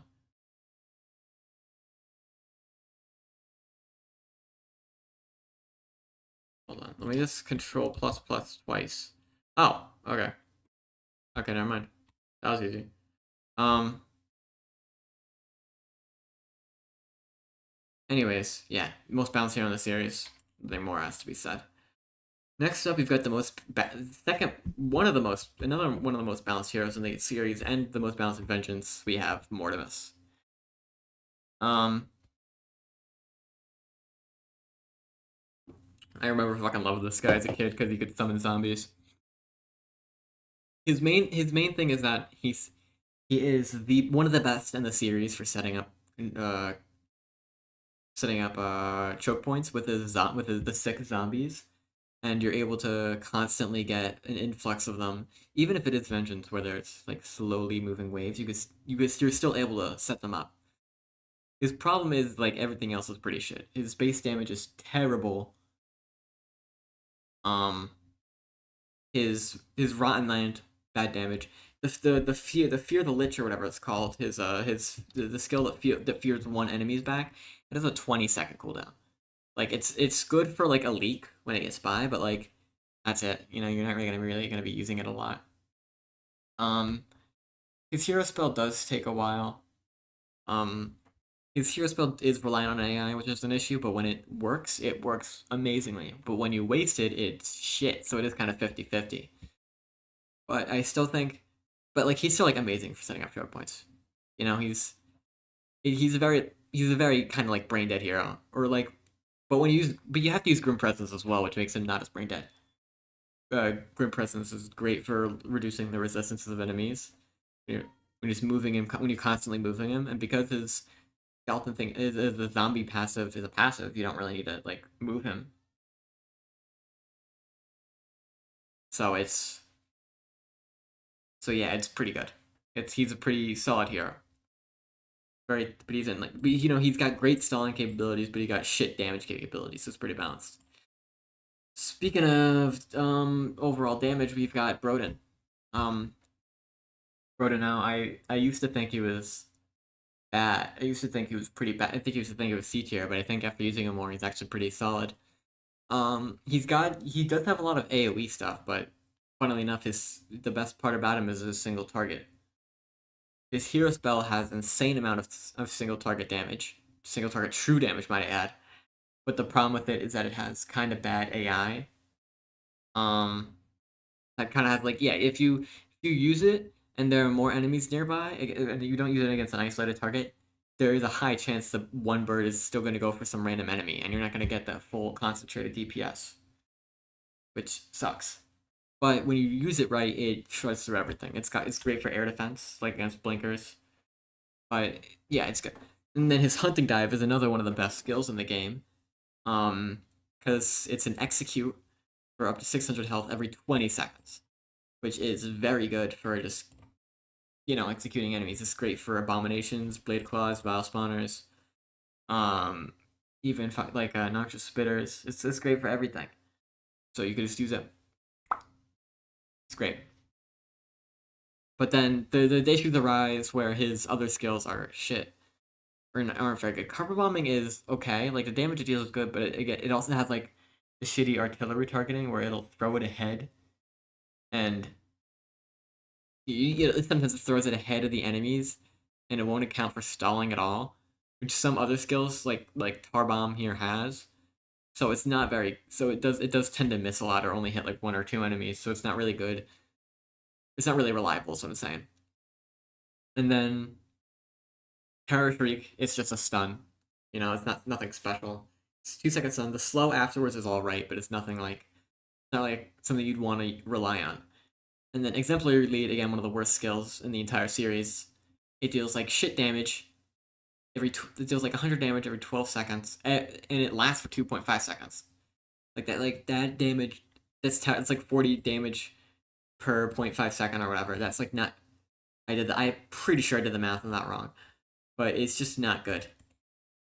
It's so his rise with like some of his skills are pretty annoying to deal with or to use in general, but his single target capabilities are still pretty high. Oh, I gotta fucking move on from this asshole. Next we got Aravan. Love this guy. One of my favorite Origins heroes. Um, he's very useful, I think. He's got good like his hero spell. When you use it, it's insane. It deals like 600 some fucking damage every. It's got a mega cooldown though, so you do have to save it up. But when you do use it, it's monstrous. His he's great for single targets when you use Frost Prison and Lightning Rod. He deals true damage as a basic attack, so he's really good for Endless Mode or the Dirta Outskirts campaigns. Seal Flame is mid. It's not really good, but it's still more AoE damage, so it's really good for the Null campaign. His Stone Dance is especially good for the Shadow campaign, where he's immune to the Dark Spitter. Both he'll tank shots from the Spitter poison and from the pit itself, from the pit fucking launching meteors at you and shit. So he's very good. He's very like balanced overall. He's very well rounded. Is what I'm trying to say. He deals true damage, stun enemies, slow enemies. He can deal AoE damage. He's got it all. Um, Next hero we've got is Isfet. Isfet I really like. Um, but the most of his strength just presides in his blood torment skill. In his pool of blood. That skill is mega is on board nearly an S tier skill. Because it causes all enemies that touch it to for 6 seconds afterwards, they're gonna take 50% more damage or whatever it is. Let me see. It's like six. Wait, I think it might be 60% more damage. 75% more damage for 6 seconds is actually insane. Like that is insanely good. You can melt bosses. You can melt anything with this when you've got like any amount. We've got any tower like towers that can deal decent amount of damage nearby. Okay. His ultimate skill is pretty solid. Um, why do you think? Well, you're ignoring Blood Torment though. Like Blood Torment's OP as hell. Like anything that like weak enemies that touch it, it's just a guaranteed insta kill for them. Um, and for big enemies that touch it, they'll just get shredded by like any other mage tower you have. like especially into like elephants. And you've got like Wicked Sisters, early Dressers. It's insane. But he does have an issue. Two of his skills, um, Frog Curse and Meteors, and Rain of Ice and Fire, they both activate while he's moving. For Frog Curse, I wouldn't say that's awful because it's an insta kill. It means you can just move him wherever and you'll insta kill the enemy. But it means you can't get him into a proper range of insta killable enemies sometimes. But Rain of Ice and Fire is easily one of the worst skills in the entire series. Its activation range is worse, is larger than its actual damage, that's actual AoE. So it's gonna end up being used, and then half the time not even hitting anything. And even then, the AoE is like bugged or something, and half the time the meteors don't even hit the enemies. Well, of course he's little durability in melee combat. He's a mage. His base damage actually is fairly competent compared to Mortimus and Olak. And his move speed is on par with them as well. So I mean, it but if he's still got Blood Torment, an OP hero spell, a passive where it's not amazing, but it still gives him 2 free stallers, and Black Plague I think it's called. It has a giant AOE, but it's still got a long ass cooldown. So you'd rather use that's crazy. That is a crazy statement. That he's worse than Varric. He's you've got to you okay. You really need to use him around Blood Torment more. Because Blood Torment is an OP, is like a borderline OP skill for how much damage it adds on. It's only got a 20-second cooldown. Yeah, 20 seconds. Every 20 seconds, enemies in the AoE take 75% more damage for 6 seconds. That is a mini version of Angry God that increases the damage enemies take even more every 20 seconds. I don't think you can't tell me that is a bad skill in the slightest. You cannot tell me that is a skill that is not above, that is not even a great skill. Yeah, it is 100% one of the best skills in Vengeance, period.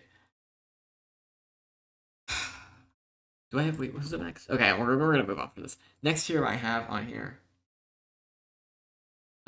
is I actually haven't, okay, speaking of that, I haven't used EFET for the new, for the upcoming DLC, for the upcoming Vengeance DLC. I have to test him out there. But,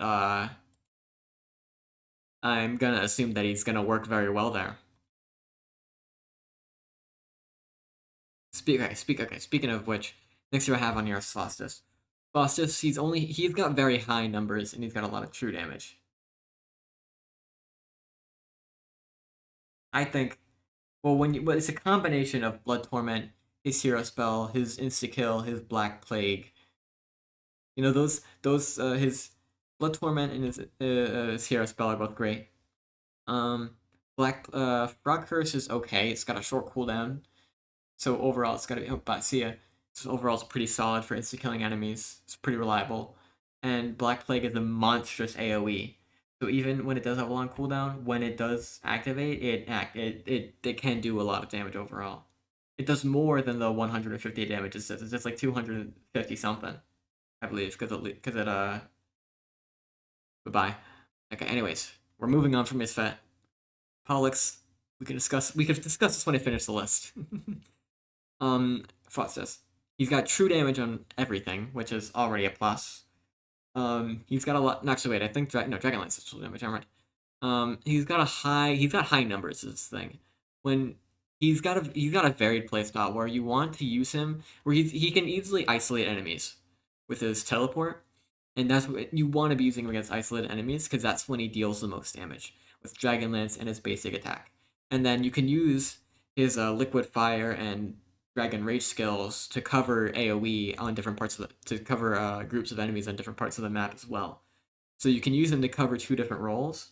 But the problem with Faustus is just that, like, well, when you're in crowds, when you're using him against crowds, his single target capabilities immediately disappear. But when you use them against single target enemies, against isolated enemies, obviously his AoE capabilities almost completely disappear.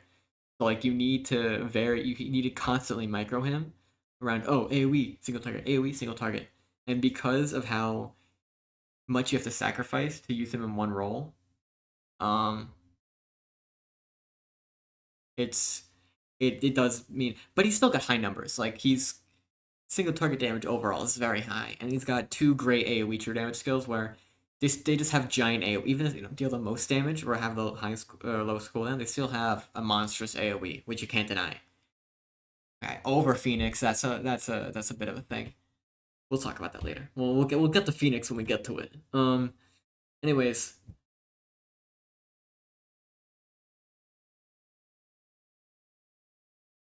well, okay. Pollux, just gonna say because you're saying that you do stupid shit to test your towers. You don't actually test them. You don't test them in their best environment. What do you mean I have to gog? I'm a vomit. Okay, we're not gonna do the Pollux story time right now. He's actually yes, we will. Um, I think okay, Pollux, you're a nice guy. I don't want you're not a bad guy. I think, but the thing is, you use good reasonings to justify your bad rankings. That's what I'm gonna say. Nivus and Varric are horrendous. Same with Nivus, Varric, and Felman all suck ass. We can talk about this later, Pollux. I want to have an actual discussion with you later about the way about because I do want to learn why you think these three are should be higher than they are. But we don't have to do that now. Speaking of now, the next hero on this list I have is Shatra. Shatra is another one of like the one trick ponies where his main use comes from one of his skills, which is his insta kill, abduction. But in a game where you've got enemies like abominations and blood shells, um, abominations, brutes, and blood shells, which all get insta killed every 25 seconds. But especially good in the Halloween levels where you can insta kill an abomination every 25 seconds, meaning that they won't get their death damage off, which is insane. He's his main issue though is that he's weak, he's frail, and his damage outside of his insta kill is kind of meh. But he's still got a lot of true damage. He's still got true damage, which I think is good in the It's just good. It's just having good true damage is good in any game. It isn't as good in Alliant in Frontiers, I'd say, just because like come on, there's not a lot of armor in that game. But for the armored enemies in Frontiers, I'd say it's still good after damage. Um, yeah, okay, yeah, okay. Anyways, but yeah, his insta kill I think is 25-second cooldown insta kill. 25 seconds. Even in the early game, it's useful because you can just clean up 3, 4 enemies with it. Well, you're not. He's not supposed to be dying. You don't use him. You're supposed to micro him. He's a high micro. Okay, he is a high micro hero. You have to use him a lot. You have to like move him around a lot to get the best from his insta kill and make sure he doesn't die. So he's that's why another hero who's going to be a little bit up on this, who's a few rankings ahead, is going to be very controversial. Next up, we have Warhead. Warhead, okay. In Alliance, there are two traits that I think are the best to have, which are having good stalling capabilities because you have two heroes, and then having good AoE damage because that's infinite damage potential in a game where numbers are dumbed down. Warhead has both of these. His stalling, he has the best base stats for stalling in Alliance. It's insane, and his AOE damage with Smokescreen and Motorhead are crazy. Is crazy. It's nutty even. But he's got some pretty glaring issues. Deep impact it displaces him, which is really annoying. But you can micro that around a little more with his fast speed, but it's still an issue. A lot of his skills have like animations, like pretty long animations to them. Like especially his Iron Upper. Iron Up. He has the worst some of the worst single target damage in the entire series. I'm just gonna say it. just all he has for single target damage is his base attack and an insta kill that can only work against the two weakest enemies in the third area. So I mean, come on. And another thing is he has no skills like dedicated to tanking. So realistically, he's like the worst out of the four like tanking heroes in the game. So I'd say those are the two big things. Those are the things that really hold him back. But he's still a great hero, I think. I think he's definitely my favorite in Alliance, and I definitely think he's still very solid. Best insta kill in the game. Okay, who's up next? Next up we have Hacksaw. Hacksaw is very similar to Shatra, where his insta kill carries him. But the reason why I have him above Shatra is for two main reasons. One is because he has use outside of just his insta kill. Like he's got insane stalling capabilities, like some of the best stalling stats in the game. And also his insta kills are way more useful in Kingdom Rush One because because in Kingdom Rush One how it works is that there tends to be lesser but stronger enemies. So having a dedicated insta kill for those like troll breakers, pillagers, what else? A swamp thing. Okay, there's a ton of swamp things, but it's still good for insta killing swamp things. Galaemons. It's it's great. But he does have two glaring weaknesses of that, which are pretty obvious. One is hold on.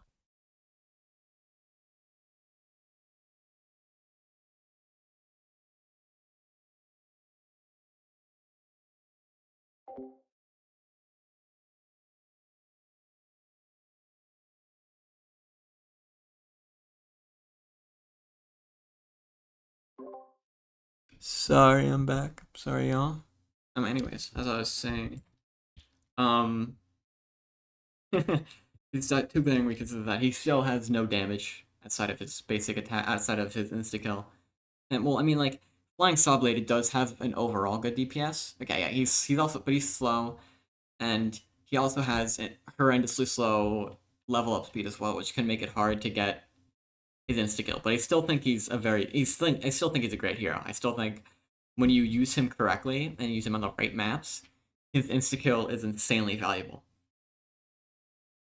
I think he's got the only guaranteed insta kill in the game. The only other insta kill I think is when he's percent on Death Strike. He's still a very good hero. When you've got a micro him right though. Okay, next up here's a very controversial one. I'm gonna say Kaz. Kaz. Kaz, I think so many people underrate, and I'm gonna say they underrate him in the nicest way possible because of a skill issue. I think Kaz, he is the most micro intensive hero in the entire series, I'm gonna say. The most. The level of movement you have to put into him, the amount of times you have to like because of Bull Rush is insane. But when you micro him around Bull Rush, you get so much value from him. Like it's insane because it's like what? It's like a two like a 4 second stun. I think not 4 seconds. Like 2 second. Four. Okay, it is a 4 second stun every 11 seconds, which is a very good uptime for such a giant AOE you can get. Because when you micro him around such a giant AOE, you can line enemies up for a rain of fire, for for furnace blast, sorry, for battle mecha in general. Overall it's an insanely good skill for you to micro him around. But like again, you need Daelus's maze is also important to micro around just so it doesn't fuck you over. But I don't see the importance in even getting that skill to begin with. It's just kind of there in my opinion. But he's still got great value. His damage, he's got two skills, Roar, Fury, and Doomspin, which work well with his kit because they're both like okay, pop it and just keep going, because you don't really need to micro around them. You can just use them and get the value. Like Doomspin, it deals low damage, but it's still like AOE damage, and it's still like quick damage you can get on the move. Same thing for Roar Fury, where it buffs everything. It's kind of like a reverse Saitam Angry God, but on a slightly shorter cooldown, but has less chance for value. You know? And then Blood Axe is terrible, just because you're constantly moving costs around, so you can't get much value from it. But I still think with Bull Rush alone makes him B tier at least. Okay, and then now we have let's see, where's it? Blackthorn. This is a hero that Eknold was a little bit salty about. Um,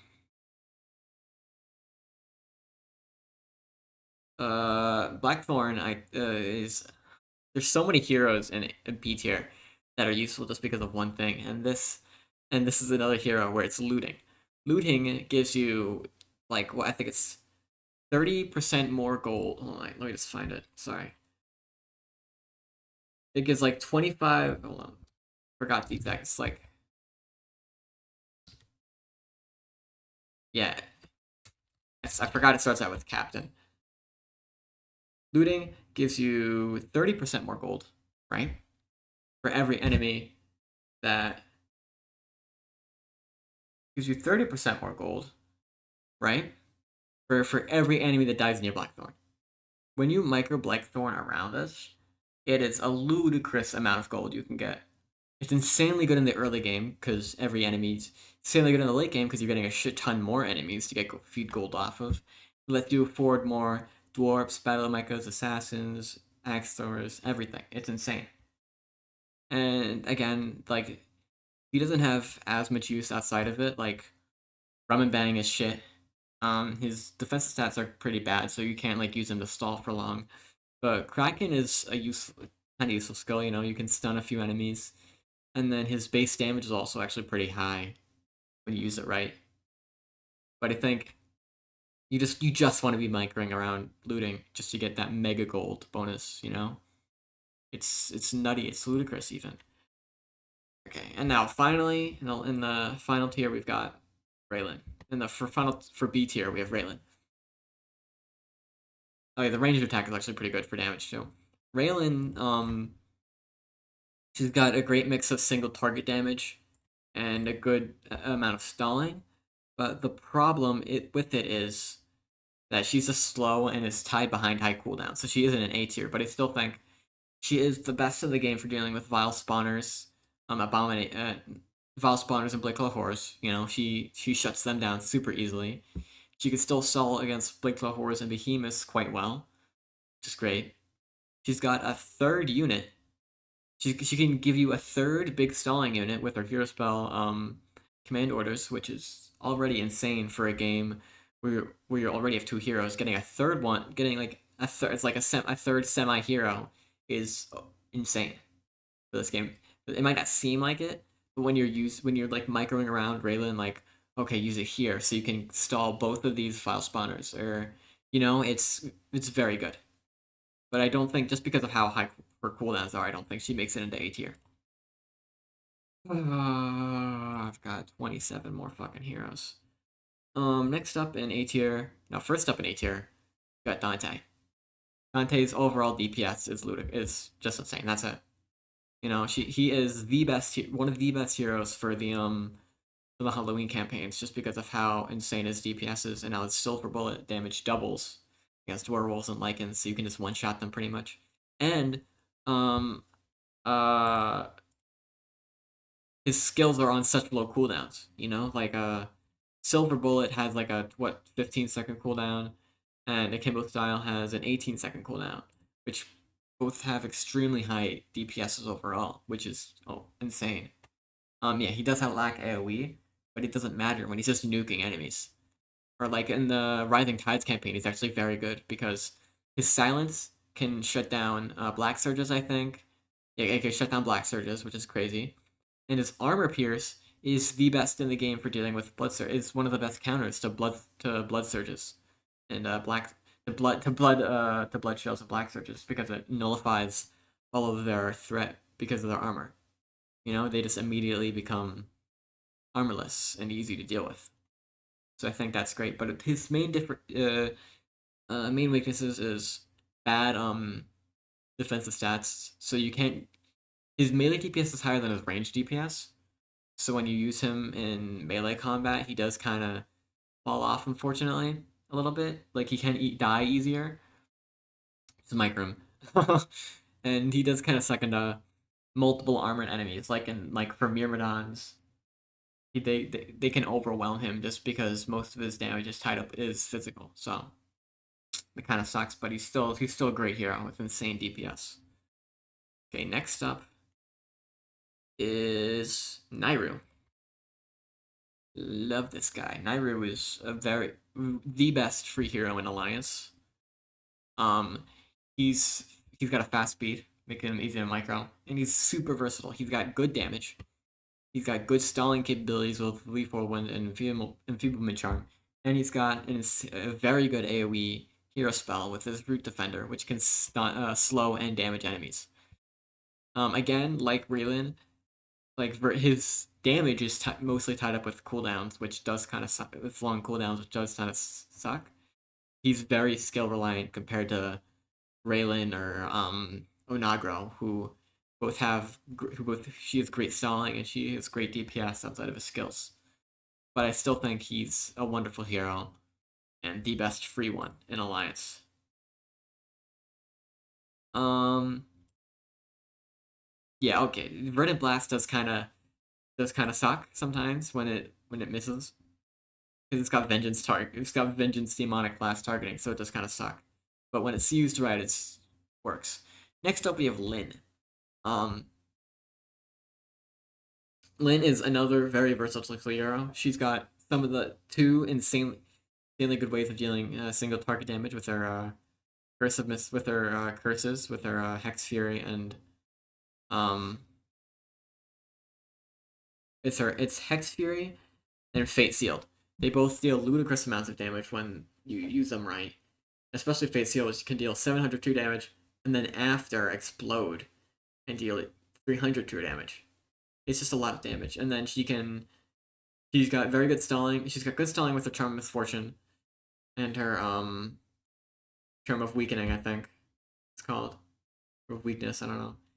And then she can pierce through armor too. But the problem with the piercing through armor is that her base damage is shit, so it doesn't even matter. So it's only just for supporting allies, but it doesn't pierce all armor. It only shreds like 30% of it. So it's like no, it's like a lot. It's like 70%. It's like a lot. Okay, it's like a high amount. So it's good for supporting every once in a while, but its main use is just to activate the extra damage on Hex Fury. But her main issue is that she doesn't really do much outside of Hex Fury and Fate Sealed. Like it is high single target damage, but that can only take you so far when they're like spamming Twilight Golem, spamming Shadow Champion, spamming Knolls even. When there's so much of them, you can't really deal with them as well as you could with other heroes. So it does hold her back a bit. Next up we have Anya. Um, Anya's very good. She's like Nairu, she's very versatile, but she isn't tied up with her cooldowns. Like base DPS overall is good. She can permastall against every single enemy in the game, period, except bosses. And her single target damage is pretty solid with Dante. Her skills don't have good single target damage, but they have good overall DPS, which also helps. Again, one of her weaknesses is that her single target DPS with her skills is terrible. And then she also like her range attack is still very slow. Yeah, Barisab was a very speaking of Barisab, he's up next. Barisab was a very I don't want to say controversial, but he was a very like hard one for me to rank over the month long time I've been uh baiting my tier list, and I think this is a comfortable spot for him now. His hero spell and his Fear the Dragons are both very good. Like Fear the Dragon is one of the best skills in Vengeance too. Like a 7-second fear is insanely good, keeping enemies away.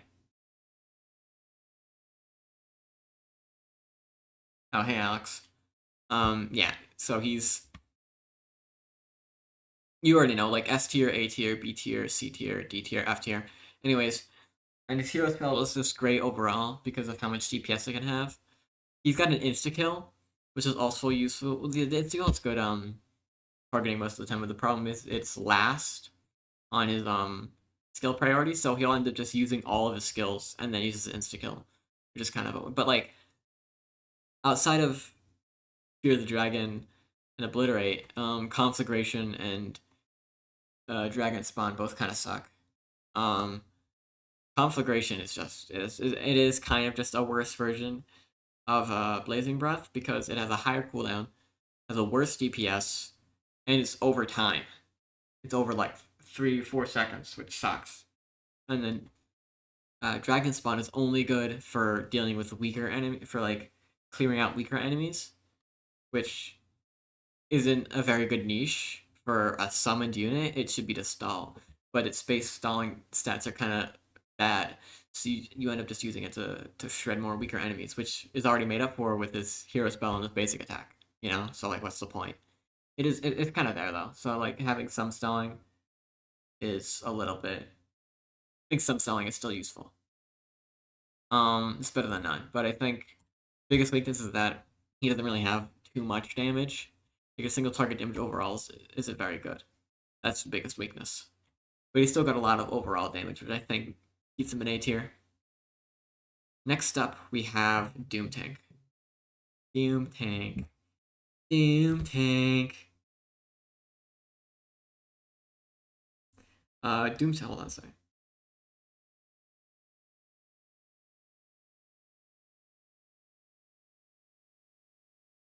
Okay, Doom Tank is overall has a very high he has overall very high DPS. His hero spell 2,100 true damage every 48 seconds. Come on. Come on. 2,100 true damage. Come on. Come on. Really? Come on. Come on. Okay, I'm just he overall has a very high DPS. His hero spell is insane for just dealing with crowds of enemies. They get melted. Single targets, they get melted.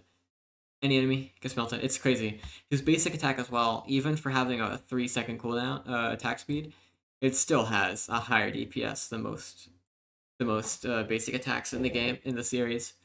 And then he's got his expendables, which are literally just it's either an extra free 30 DPS or free stallers, which are both good which both are good, you know.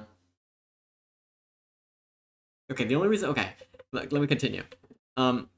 But another issue he has, but the issue he has is that his other skills suck. Scorching Scorching Cannon is again one of the worst skills in the series because of how much it winds him up. Like how big of the animation it is.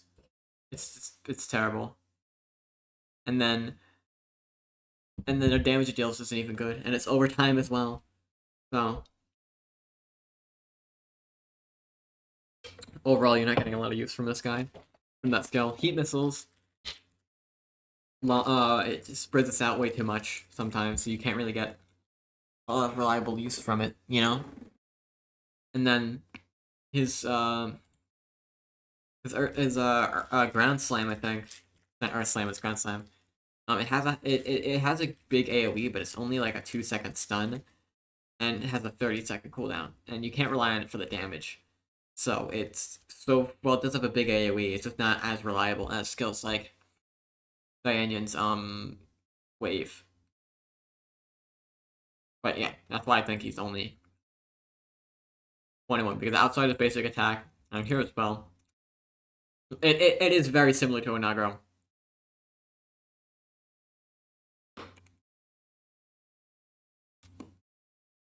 I think the heroes higher up are better, honestly. So speaking of which, Rexon.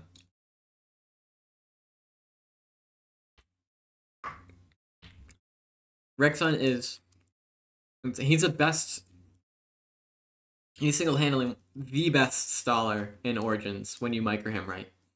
When you micro him, like when he could just keep healing. He counters Boomshrooms completely, just because he just heals. I mean, that's not really a big niche, but it's still kind of funny. When you use lightning, he can just like near him, he'll instantly heal back. And then when he uses hero spell to insta kill an enemy, time it perfectly, and then heal him back to full. And then he's got an insta kill himself, an insta kill chance at least, on a skill that already has insanely high DPS. With his Eldritch Blade, his Eldritch Slash, the spinny thing, It has a high overall DPS, but single target is kind of unreliable. But it's still good for it. Still has high DPS, so it helps. And then yeah, that's it. He's just got good damage overall all around. You know, he's got good damage all around. He's got an insta kill, a targeted insta kill hero spell, and he's got some of the best tanking in the series, even I'd say. So he's in the top 20. Next up, we have Lumineer. Lumineer has great single target damage, and she has great supportive capabilities. But the problem with it is that her single target damage with her light companion and um this Celestial Judgment both have 35-second cooldowns, and then her support, her Radiant Wave has like a weird AOE that fluctuates a lot, so you can't like rely on it to deal a shit ton of damage, do a lot of damage, and then Blessing of Retribution is it's a support skill. It's not amazing, but it's still it's solid. You know, it's not the damage and support it adds can help, but there's not a lot of enemies that deal a ton of damage, so you don't get a ton of use from the spikes. Her hero spell is amazing. What the fuck you mean? It deals average of like 1200 overall true damage. It's great. It nukes big enemies, right? It completely nullifies them because you're stalling them, you're stunning them and dealing a shit ton of true damage to them. Even if it's only 3 enemies, it's still a shit ton of damage. Like, you can't deny that. But I think there are other heroes that have more of an impactfulness than her. So she's only 19. Next up, we have Jack.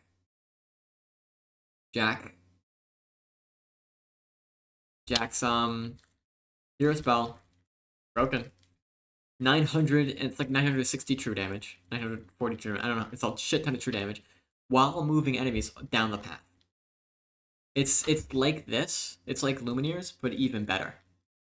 Like, it deals so much true damage overall and such a giant AoE while moving the enemies back. This is also a hero who's got good base damage that can be increased with his passive, that with his Spirit of Vengeance where enemies attack him. And then he's got a teleport to micro around his 25 explosive DPS explosive head. It's like every 4 seconds it's 100 explosive damage. It might not seem like a lot, but it is a lot because it's explosive damage in an AoE. Okay? And then on a short cooldown. And then he's got a great supportive skill with his Thriller, which can stall up to 4 enemies, which is pretty good. And he still has his teleport, by the way. You can mega micro him.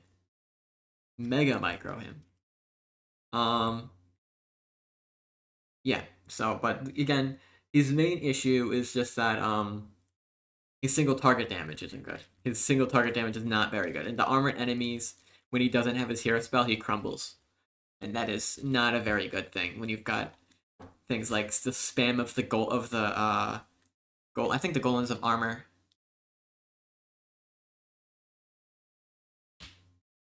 Yeah, the golems have armor. The elephants have armor. They don't get affected by this. There's just a lot of things with armor in this game that kind of nullify his basic attack, but at least he has explosive head. But I don't think there's anything else to put him much higher. Next up, Oni. Oni's whole thing is that he's got mega single target damage. He definitely has the worst defensive stats of any melee hero. The worst stalling is the worst in the game. His stalling is the worst in Kingdom Hearts 1, which already isn't good when you've got so many high damage enemies in that game. Like the Troll Breakers, the Phantom Knights, or whatever the fuck they are. Abominations, that just tear through him. He's really good for the demon levels, though, because he's immune to the combustion damage of demons. Which is very good. And he's also got one of the best single target true damage skills in the series with Death Strike, which 12-second cooldown, 340 true damage with a 20% chance to insta-kill. Keep in mind, this is better than Mirage's chance to insta-kill. This is an insta-kill every 60 seconds versus an insta-kill every 64 seconds. No, it's still pretty good. There's just OP heroes here. And then, yeah, it's goated. It's goated even. Okay, I just want to... Okay, Paragon. The reason why Grawl is so low is just because because another thing he doesn't have is speed. Another thing he doesn't have is good health regeneration. Another thing he doesn't have is good base damage. Another thing he doesn't have is being easy to micro.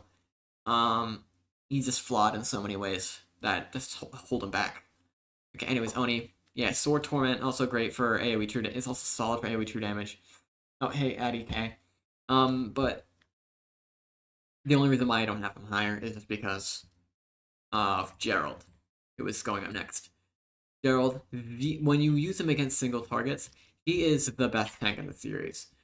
Not even ignoring Rexon, he is the best single target damager in the game, single target staller in the game. When you do against, he is the best for targeting Cerberus, one of the tankiest enemies in this game. He's really good for targeting what else? Like abominations, he can counter those very easily. Remember drawing? I don't know what that means. But anyways, he's really good at stalling, and that is his thing, and that is OP. Especially when he can just like melt anything that like Sons of Sorelgas. Not only do they get mega stalled, they get mega melted because of shield retribution. It's such an insane skill. And while it is more reliant on the enemy dealing high damage, I think it's slightly more reliable than Oni because he has really good stalling, and on top of still having good early game support with his all right early game support with courage. I think he's got a much better early game than him, so I think that's why I keep him higher.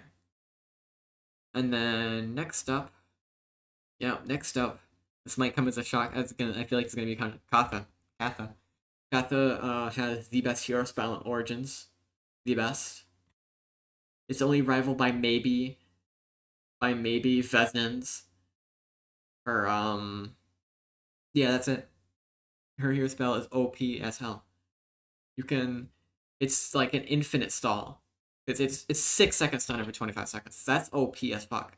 And have you seen the AOE can hit so many other paths? It is ludicrous. That's not even the. She also has great single target stalling as well when you pair her with her Pixie's Curse with her Fairy Tale. OP. She's got. She can support Blade Singers really well. Yeah, but like when you're spamming movement, he's moving even slower than he would normally. I don't okay. I'm gonna go back to. We go to like a B tier hero here. Let's move to like in Frontier. Let's move to I don't know, Shatra. Shatra's faster and can just insta kill enemies instead of having to wait all the time for his stomp for his shard punch. He just insta kills him. You know, I don't want to compare from cross games or like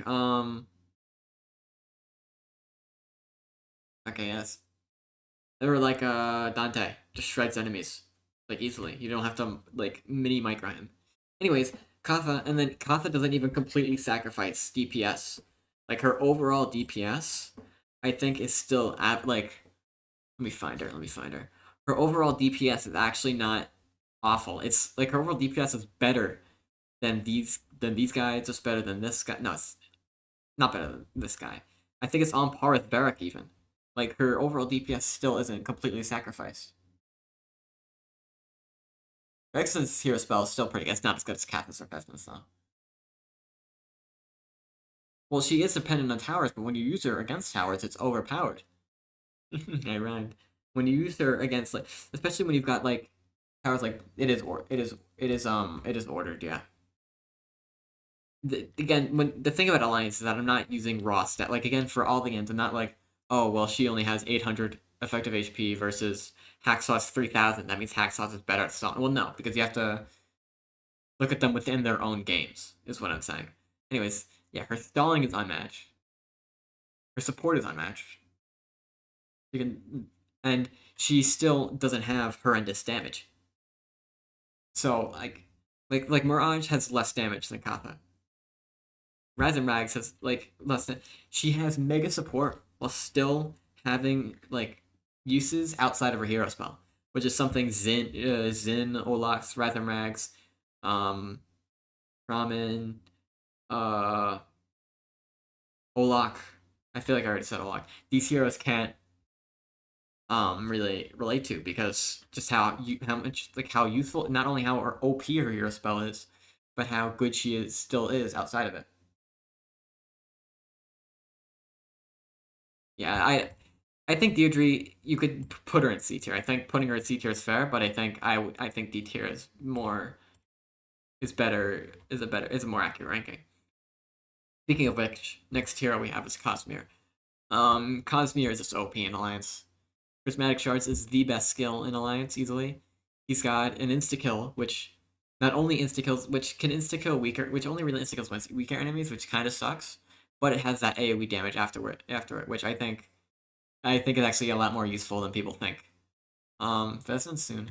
Um, he's got he's got another great AOE skill with his he's got two other great AOE skills with a good AOE stun and an AOE slow that deals high damage overall as well. So that's just pretty ludicrous. And then even if his single target damage suffers, his AOE damage is so valuable in Alliance, where his plentiful amount of it is just so useful. But I think his overall use in Alliance, his overall impact in Alliance isn't as high as it is for heroes, because he does suffer against flying enemies. That's another, and in the third, and what is a big threat in the third area? Flying enemies. That does kind of hold him back, I think, a little bit. And then also, like, he is not on the level as like Phoenix is. Like, Phoenix is way more. Yeah, the Radiant Crystal is very good. But yeah. Speaking of which, next hero we on this list is Vesnet, because, well, he is very good for supporting your allies and dealing shit ton of damage. Yeah. Okay. Okay.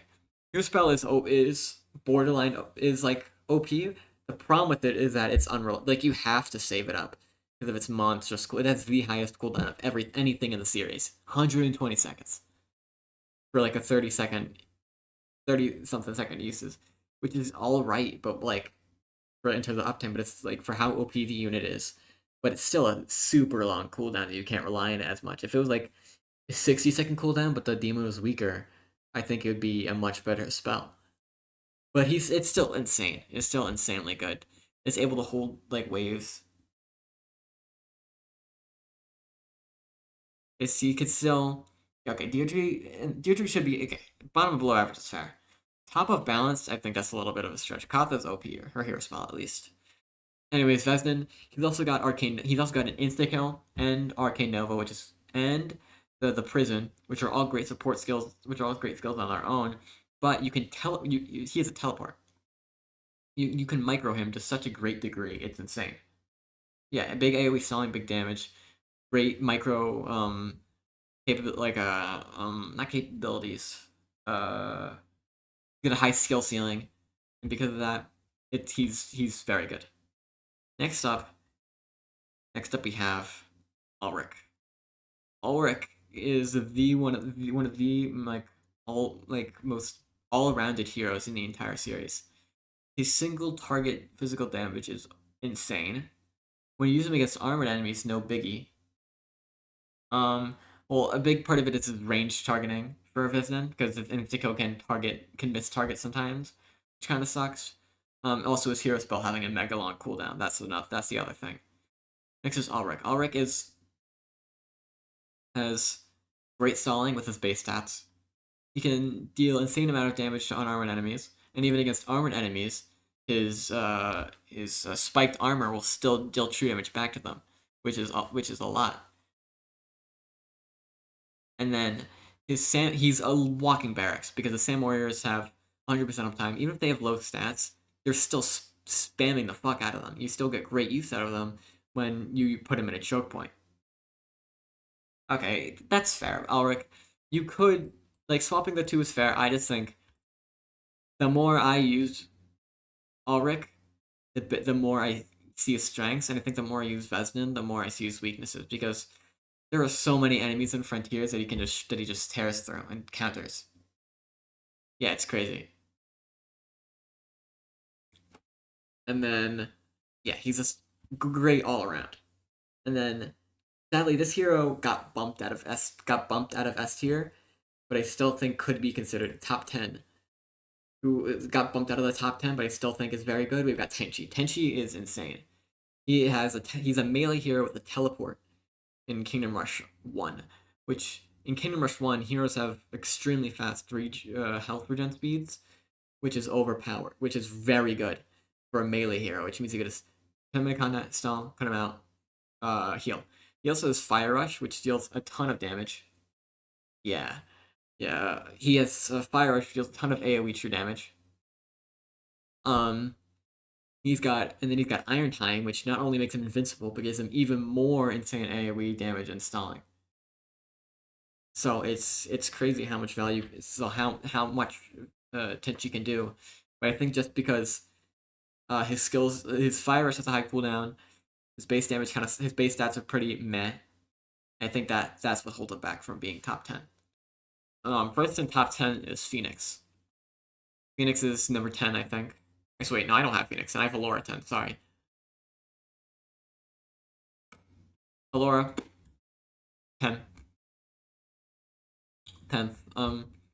Her stalling with her basic attack and her AoE slow is insane.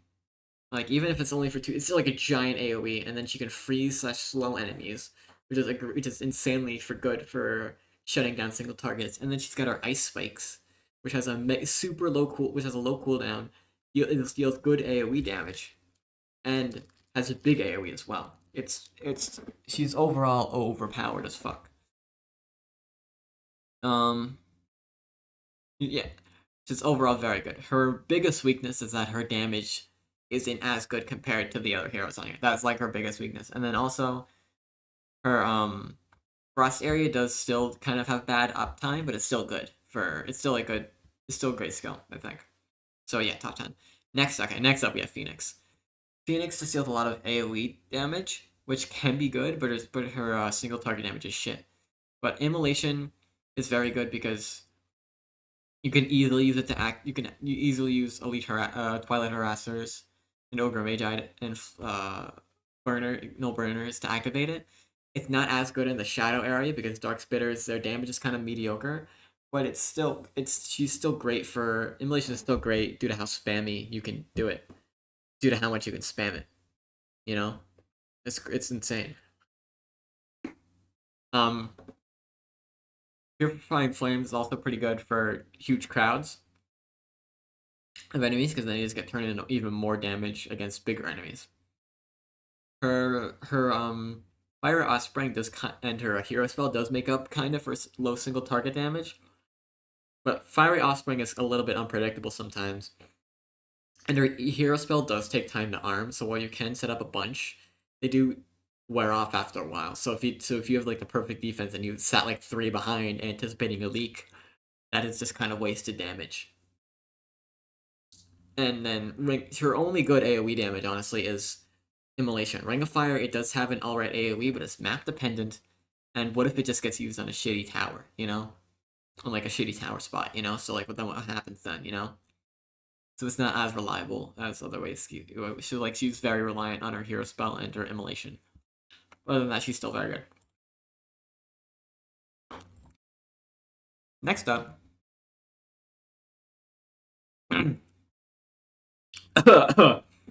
Oh, I'm sorry. Next up is Dianion. Dianion has the highest overall DPS in the entire series. Like I'm not joking. Like for single target overall, her hero spell. His hero spell. Sorry, his hero spell has the highest DPS of any skill in the entire series. His bait's DPS is also quite high, while also being able to stun 4 enemies. He's also got another giant stun with his Supreme Wave. And he's got 2 supportive skills which do kind of suck, but they just add on. You know, they're not terrible, they just add stuff on. He's just so good for support and damage. But his biggest weaknesses, though, is that he's literally the only flying hero without any form of AoE damage in the entire series. Only hero. His DPS, he is the only hero in the entire series, flying hero, to have his DPS capped because it's all single against single targets, so he can't like increase his potential DPS anymore. But still, like Bruxite, he can attack while moving, which just lets him increase his overall DPS even more compared to other heroes. You can stack his hero spells as well, which is great. He's the best in the game, the best in the game for dealing with flying for not flying for dealing with elephants. It's crazy.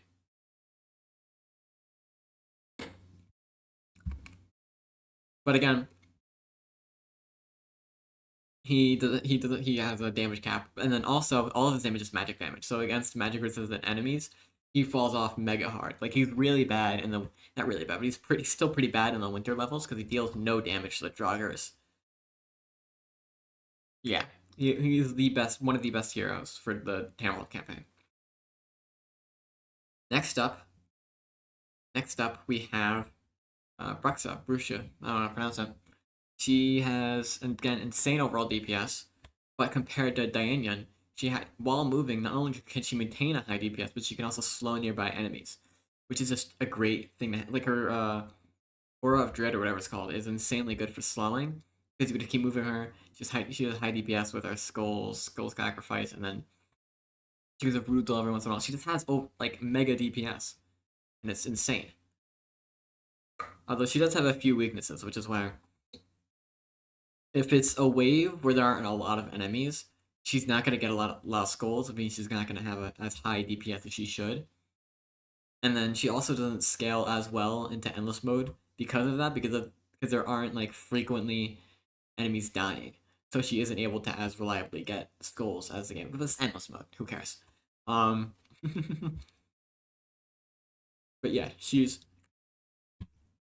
still really good. But there are still heroes here more overpowered. Yeah, I called that home. Ignis. Kingdom Rush 1, it's surprising. He's really good for stalling, which is with a Flaming Frenzy. I think it's, yeah, Flaming Frenzy. It which not only heals him, but deals true damage to the enemy. And because he already has high true, this is just true damage on true damage on true damage on true damage. He just does so much fucking true damage in a game with so much armor. He can like solo 2 or 3 Dark Slayers by himself, which is bonkers. Dark Slayers are really strong enemies. But and he's also really and then Surge of Flames, mega high damage, and an AOE no less. He's good in every campaign due to how high his damage is. But there's still the other heroes which just do more. You know, they do more damage overall. So he can only stay either the Kingdom Hearts 1 hero. He can only be so high. It sits here.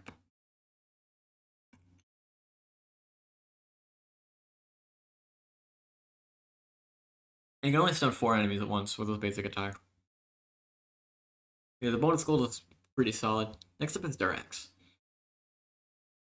He is very micro intensive. You have to move him around a shit ton. Like he does need a lot of micro with his per units, but with that he has the some of the best. Yes. No, well they're not being ranked relative to other heroes in there. They're being ranked based on how good they are in their respective games. Like Ignis's overall usefulness is much better than Alora's and much better than Ulrich's. Okay, Durax. Okay, it's not gonna be any more hot takes from here. Durax is OP, super high overall DPS when you micro him, right? And he's got a super, and then even with his low individual defensive stats, he can still mega stall enemies. It's insane. It's like because you've got 3 of them. These just really good counters to everything. Because you can stall them, deal mega high amounts of true damage to them. It's just great. And then next up we have Merglin. Merglin again overall has high damage, great supportive skills with Tar Maker, and she has a really good hero spell which just insta kills enemies in an AOE. And her single target damage is great, base damage is great, her lava blood is pretty good, but she has her regular insta kill skill isn't very good. I'm gonna be real. It just has bad targeting sometimes, so sometimes it can end up being worse than Azra's. But it's still an insta kill. It's still an immediate insta kill, so it's pretty solid. And then her Infernal Wheel, not Infernal Wheel, her fire wheel, I'm just gonna call it, sucks. The damage on it overall is pretty low compared to every other hero, every other AoE skill in the game. Infernal Heat, yeah, it's not good. But then she does have a little bit of an issue with yeah. You can put Wilbur here too. It's fine, but I think Merlin's a little bit worse because then also her hero spell is overpowered. Yeah, but because of Vengeance's inherent like shitty wave composition, enemies can tend to be spaced out more, which means they deal less damage, which means it can overall do less than it should in other games. Wilbur, basic the best basic attack in the series, which has a super high true DPS, and then his other skills just add on to his really high true DPS. Yeah, Mergman does need a lot of micro, does need micro, but it's still like, still, it's not like the micro doesn't like heavily affect as much as you microing Durax or Ignis. Anyways, Will was to see this again, high single target true damage, especially in Origins with a lot of armored enemies. He just shreds through them. It's super good, and I think again because of the flaws of Vengeance, her hero spell gets worse, and his hero spell isn't amazing, but it still just tacks on more damage, which is great. I think these last few are obvious. Boneheart, play carrier is overpowered. This is like the plague infection explosion overpowered. Spine rain overpowered. Um, his bone golems are actually pretty solid for a flying hero. Disease Nova is pretty fun. He's just overpowered. He's still mega high true damage with explosions. I guess if you had the Cyto weakness for him, it's just that he's bad against dealing with isolated single targets, but like he's picking at straws there at that point. Oh well, and then we've got Ice Call. Do I have to say anything? He's just overpowered. Um, he's just overpowered as fuck, honestly.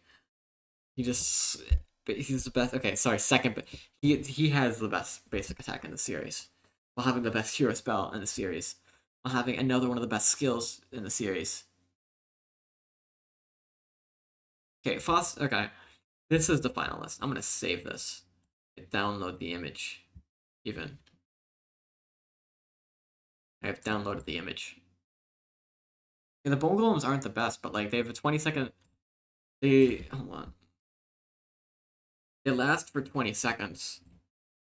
Well, no, they don't last. They last for 40 seconds and have a 15-second cooldown. Like they're in between waves, you can build up a few, and that's better stalling than none. And they can get boosted by the Death Riders. So overall, he's now. Okay, I'm thinking Faustus gonna have more DPS with one pellet. One pellet. Okay, let's go over Faustus. I have Faustus as low just because when you do that when you might okay Faustus needs heavy. If you place Faustus in just one place, you are heavily missing out on a single target damage. Heavily. Okay, it's because how good a single target damage is when you use him, you lose so much value when you don't micro him. So you need to micro him, but when you do micro him around to go against single targets, you're also losing his giant AOE on his good AOE on his liquid fire and even on his teleport even. Or even on his enervation. And you can't use these honestly not bad skills because you're just gonna have to focus on using his insane single target. You have to like move it. You can't like use him to cover all these. You can't use him to cover the AOE and single target role at once. Like all at once, 26.25 DPS in each pellet. Um, that's probably hold on. 8.8 divided by 3. Oh, you're up. Go, Bob. You think Shashma's too high? Okay. Kusal's bad because his damage is shit. And then he can't stall. And then His damage is shit. His support is shit. His niche against like 1 or 2 enemies isn't useful enough, considering how many weaknesses he has. Like he's too niche.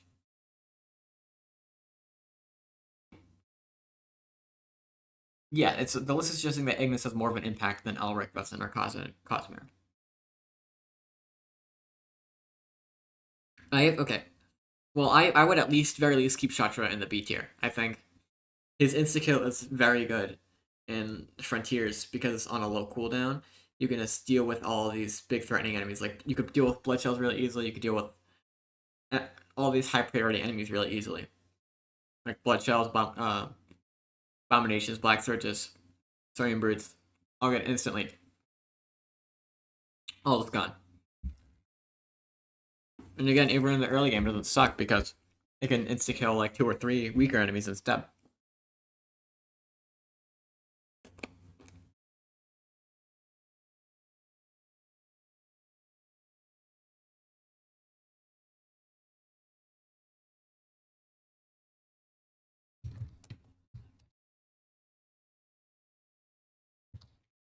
Yeah, Kuta does this. Well, the thing about Ereband is just that the reason. Okay, well, Faustus is higher than Ereband, but Faustus is still a flying hero. For a flying hero, his damage doesn't make up for the fact that he can't stall as much as like Ereband's still able to. He has more support. You know, he can stun enemies, he can slow enemies, he can stall them even, and it's just much more reliable than. Well, yeah, well, they might not seem that impactful, but like in this game, like in their game, Ignis still shreds through guys. Ignis still fucking shreds through motherfuckers. You know, Ignis, Allura, Tenchi, they're all insanely good. They're like they all have really good niches. You just have to The game requires a lot more micro because you need to still Kingdom Hearts 1 in terms of heroes requires a lot of micro because you need to level up your heroes or else you're not going to see their strengths. You're just going to be like, oh, this guy's stuck at level 6, he's not doing anything. Well, no. You got to micro Tenchi a shit ton a lot. I mean, yeah, you could. I'm not going to argue with, like, oh, you could move her up 1 tier or, oh, you could put him slightly above this guy or that guy. Yeah, I don't really mind that, but but when you've got motherfuckers coming in here saying that Varric should not be in D tier. Come on. Like I know everything is subjective, but there's like in terms of, but you gotta get to a point where you're like, okay, where you're like, you've got to realize like, okay, Kutsao is not A tier. Like, like you can't or like Alir like, well actually Illyria I think is seen here because she could summon. No, objectively that is a wrong statement.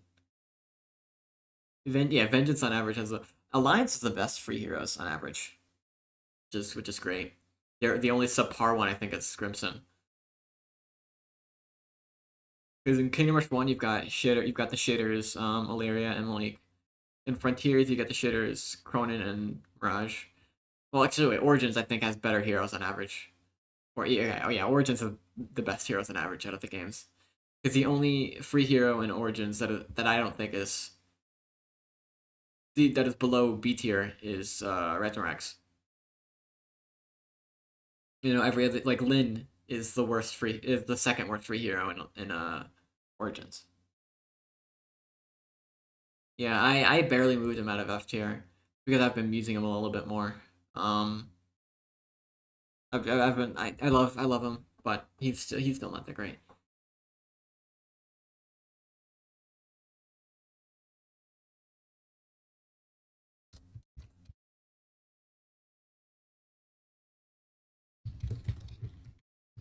Um, Margosa's underrated. High A tier. That's that is why? Because her only use is in her stalling, but the thing she can't even stall. Like her Margosa's the only hero is having fun. It's not that controversial. I think You can say that, like you could point to his high numbers, you can point to his like, and still not be terribly off. But I still think I personally don't like it very much. Hold on, Margosa. She's the one of the. I think she is the only hero whose entire amount of stalling depends on her on her ability to damage the enemy. I mean, she's the only hero whose stalling directly depends on an enemy's armor. Like she can't stall against there are many enemies she's not able to stall against just because they have armor. Like she can't really stall against the bone carriers.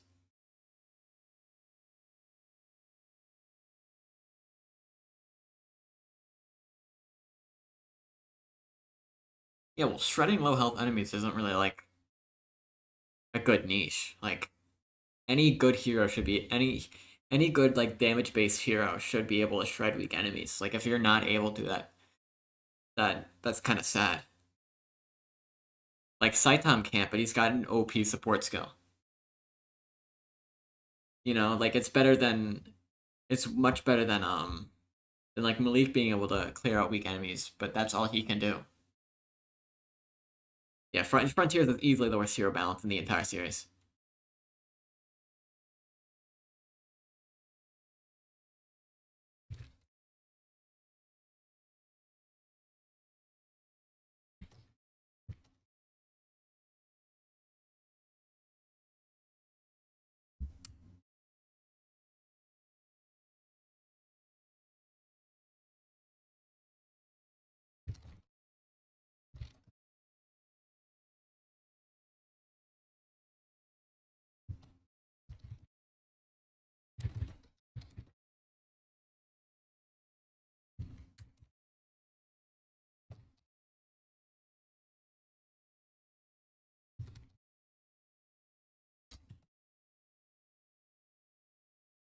Um, yeah, I think. Well, yeah, well, okay. Well, you could say I think the best thing you could say is Illyria is the worst, but I think Bolin's better. I honestly think Bolin is better than Cronin because his tar bomb has a shorter cooldown than Stampede, Stampede, and it's always gonna slow them compared to Cronin's Stampede, not even dealing shit damage and not even having a guaranteed chance. It's like what? If one boar hits, it's like a 30% chance, but if two boar hits, it's like a 40% chance. You know, it's not a good chance. I think I definitely think Mirage is better because she has true damage. She at least has lethal strike, which is actually a decent skill. And yeah, I think Bolin's better because he can level. Has some of the fastest level of speed in Kingdom Hearts 1 when you level when you use the little micro thing. And I think Illyria is slightly better just because her damage is more valuable in her game compared to Cronin's lack of stalling being shit in his game.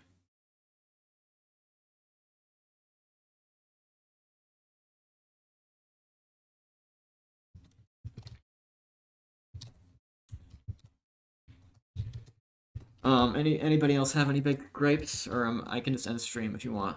Or if anybody has anything you want to say, just please, Slim Shady, please speak up, or else I will shall end stream. Yeah, if it had a 100% chance of stunning, I think it would 100% bring up the D tier, but it doesn't.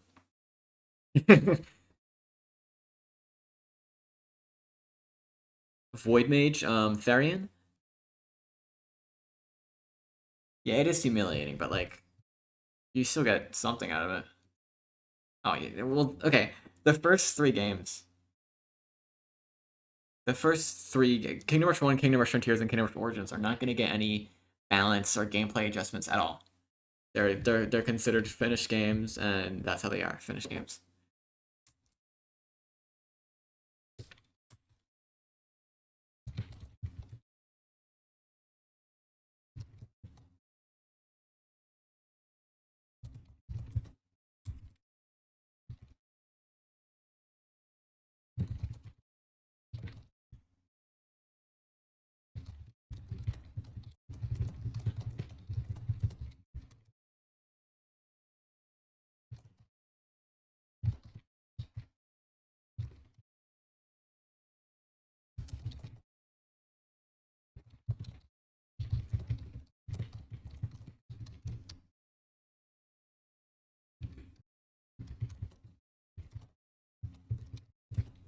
Um. Well, okay. Well, the thing about Ironhide is they don't. I'm gonna be real with them. Ironhide is not very good. That balance. They do not have a really good sense of balance at all. Like I love them, but it's they just don't really know how to balance here. They don't really have like a good initial idea of balance. They're doing a much better job of it recently. But it's like the hero and the tower we got for the Vengeance DLC, I think they're both very good. I mean not very good, but I mean like they're both pretty low like low A tier, high B tier. I think they're both great. I think that they're both very great towers and a great tower and hero. And I have high hopes for the upcoming heroes and tower. So, Pop Lilith and Therian, Gatra and Erevan, Dante and Blackthorn, and Lower Katha. You know what? I think that's pretty solid. I think that's a pretty good idea. I think that's some good credit. Not like good. I mean, like I'll take it. Those aren't like too off from what I have. They're pretty similar. Okay, Emerald DLC. The new DLC. That's yeah, because nobody knows because like 20 like only 30% of the community understands that Soul Eater can directly increase the damage of Reaper's Harvest. And Reaper's Harvest, when it's affected by Soul Eater, deals insane damage. Insane in the membrane.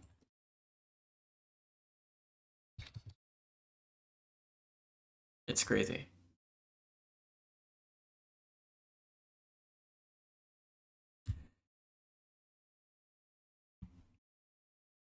It's yeah, Vengeance is getting a new DLC. I don't know when. They haven't specified a date yet, but my estimation is that they're gonna release it in like maybe December or November. You know?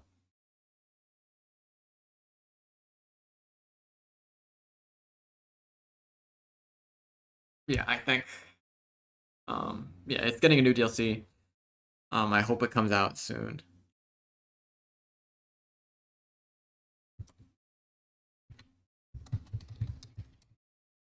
Yeah, yeah. No. The Vengeance DLC is not coming in October. The Kingdom Rush Alliance first post game update is coming in October. They have not released a date for the DLC for the Vengeance DLC yet.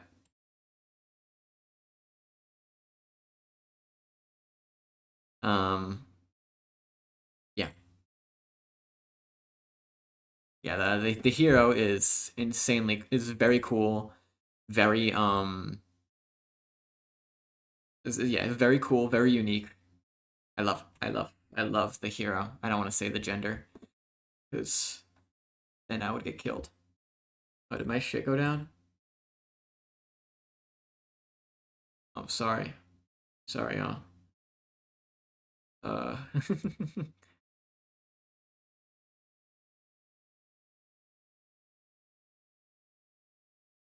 okay, it's back. My bad. I can't tell you the theme of the DLC. They posted a community post on YouTube a bit ago, and it was just and had the roadmap, and it had like the silhouette of the theme of like what the theme was, and if you want to look at it, but yeah, the Frontiers update with the whole challenge editor got canceled. It's still on like Android, I think, but it never came to like iOS and shit. Because Brave Bark is another one of those heroes where he's completely reliant on one skill, which is insta kill, and he's got root spikes and oak seeds, which are both nothing burger skills. Um, his spring sap is still hysterical. It's still pretty flawed. Hero spells mid as hell, and even by insta kill standards, because of how slow his teleport is, you really have to line it up right. It's really annoying.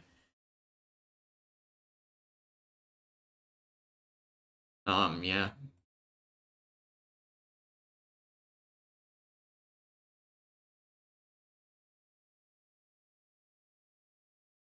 Yeah, the Vengeance DLC is gonna be great. I can't wait for. We still have not gotten the Alliance. Beta testers have not gotten the Alliance post game update to test yet, which is a little bit worrying. I'm praying we get it this month, at least, just so that we're gonna have enough time to test it before it comes out in October. So I remember they said in the comment they said it would come out like early October, but I really hope they push it back to like late October, just so that they can have more time to look at our shit. Because I'm just like, I still have this like fear that they're gonna that they, do you like? I don't like that, but it's like they can still add up and deal a good amount of burst damage if you not a good amount, but like an amount of burst damage. Just like when you do the micro with Bolin, when you micro him a lot, it is pretty clear that he's better than Illyria and Cronin, I think. Um, okay, I think this is where I'm gonna leave it here. Wait, it's not pirates. It's actually the theme for the Kingdom Rush Vengeance DLC is actually we go to your house.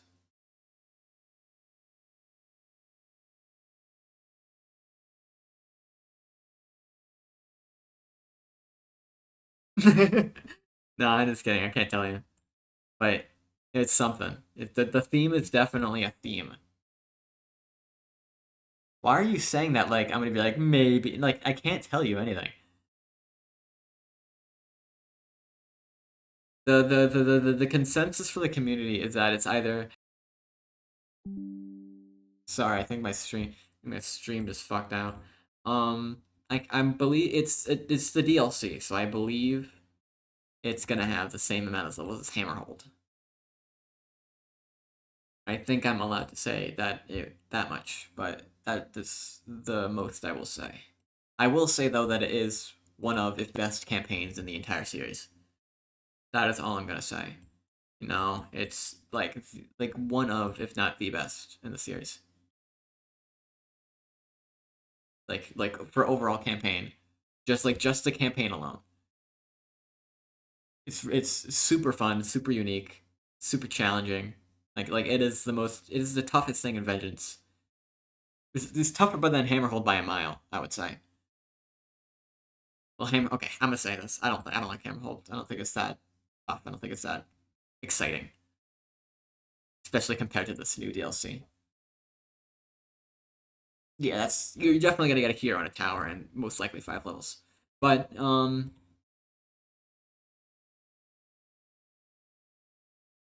yeah, extra heroes are too hard to rank with real heroes because they only show up for one level, and then like they always have shittier stats than the normal. Like the only like good one I would say is like the Black Horse is Lucrezia and the Black Courser. Those are the only good ones. Everything else is kind of shit. Like especially Rurin. Like Rurin sucks. Fucking oh my god. Who's that? The young Illyria. I think he's high just because he's really when you micro him a shit ton around his explosive head and his thriller, and then his hero spell is his hero spell does like over like at least like around 1,000 true damage while displacing enemies. You know, in a pretty big A, like it's insane.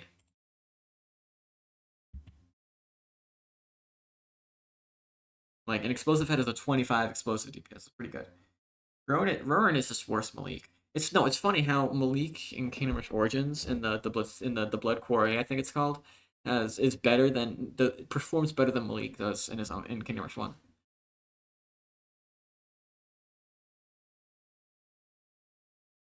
But yeah, I think I'm gonna end stream now. I have well, I have the Ironhide Discord server and Viduk's server linked in the description. So if you just want to go there and talk with me, I think that would y'all can do that instead. But good night, y'all. If you want to see any funny, better videos, just again, and any more streams in the future. Best favorite hero combo is Nairu and Warhead. Anyways, good night, y'all.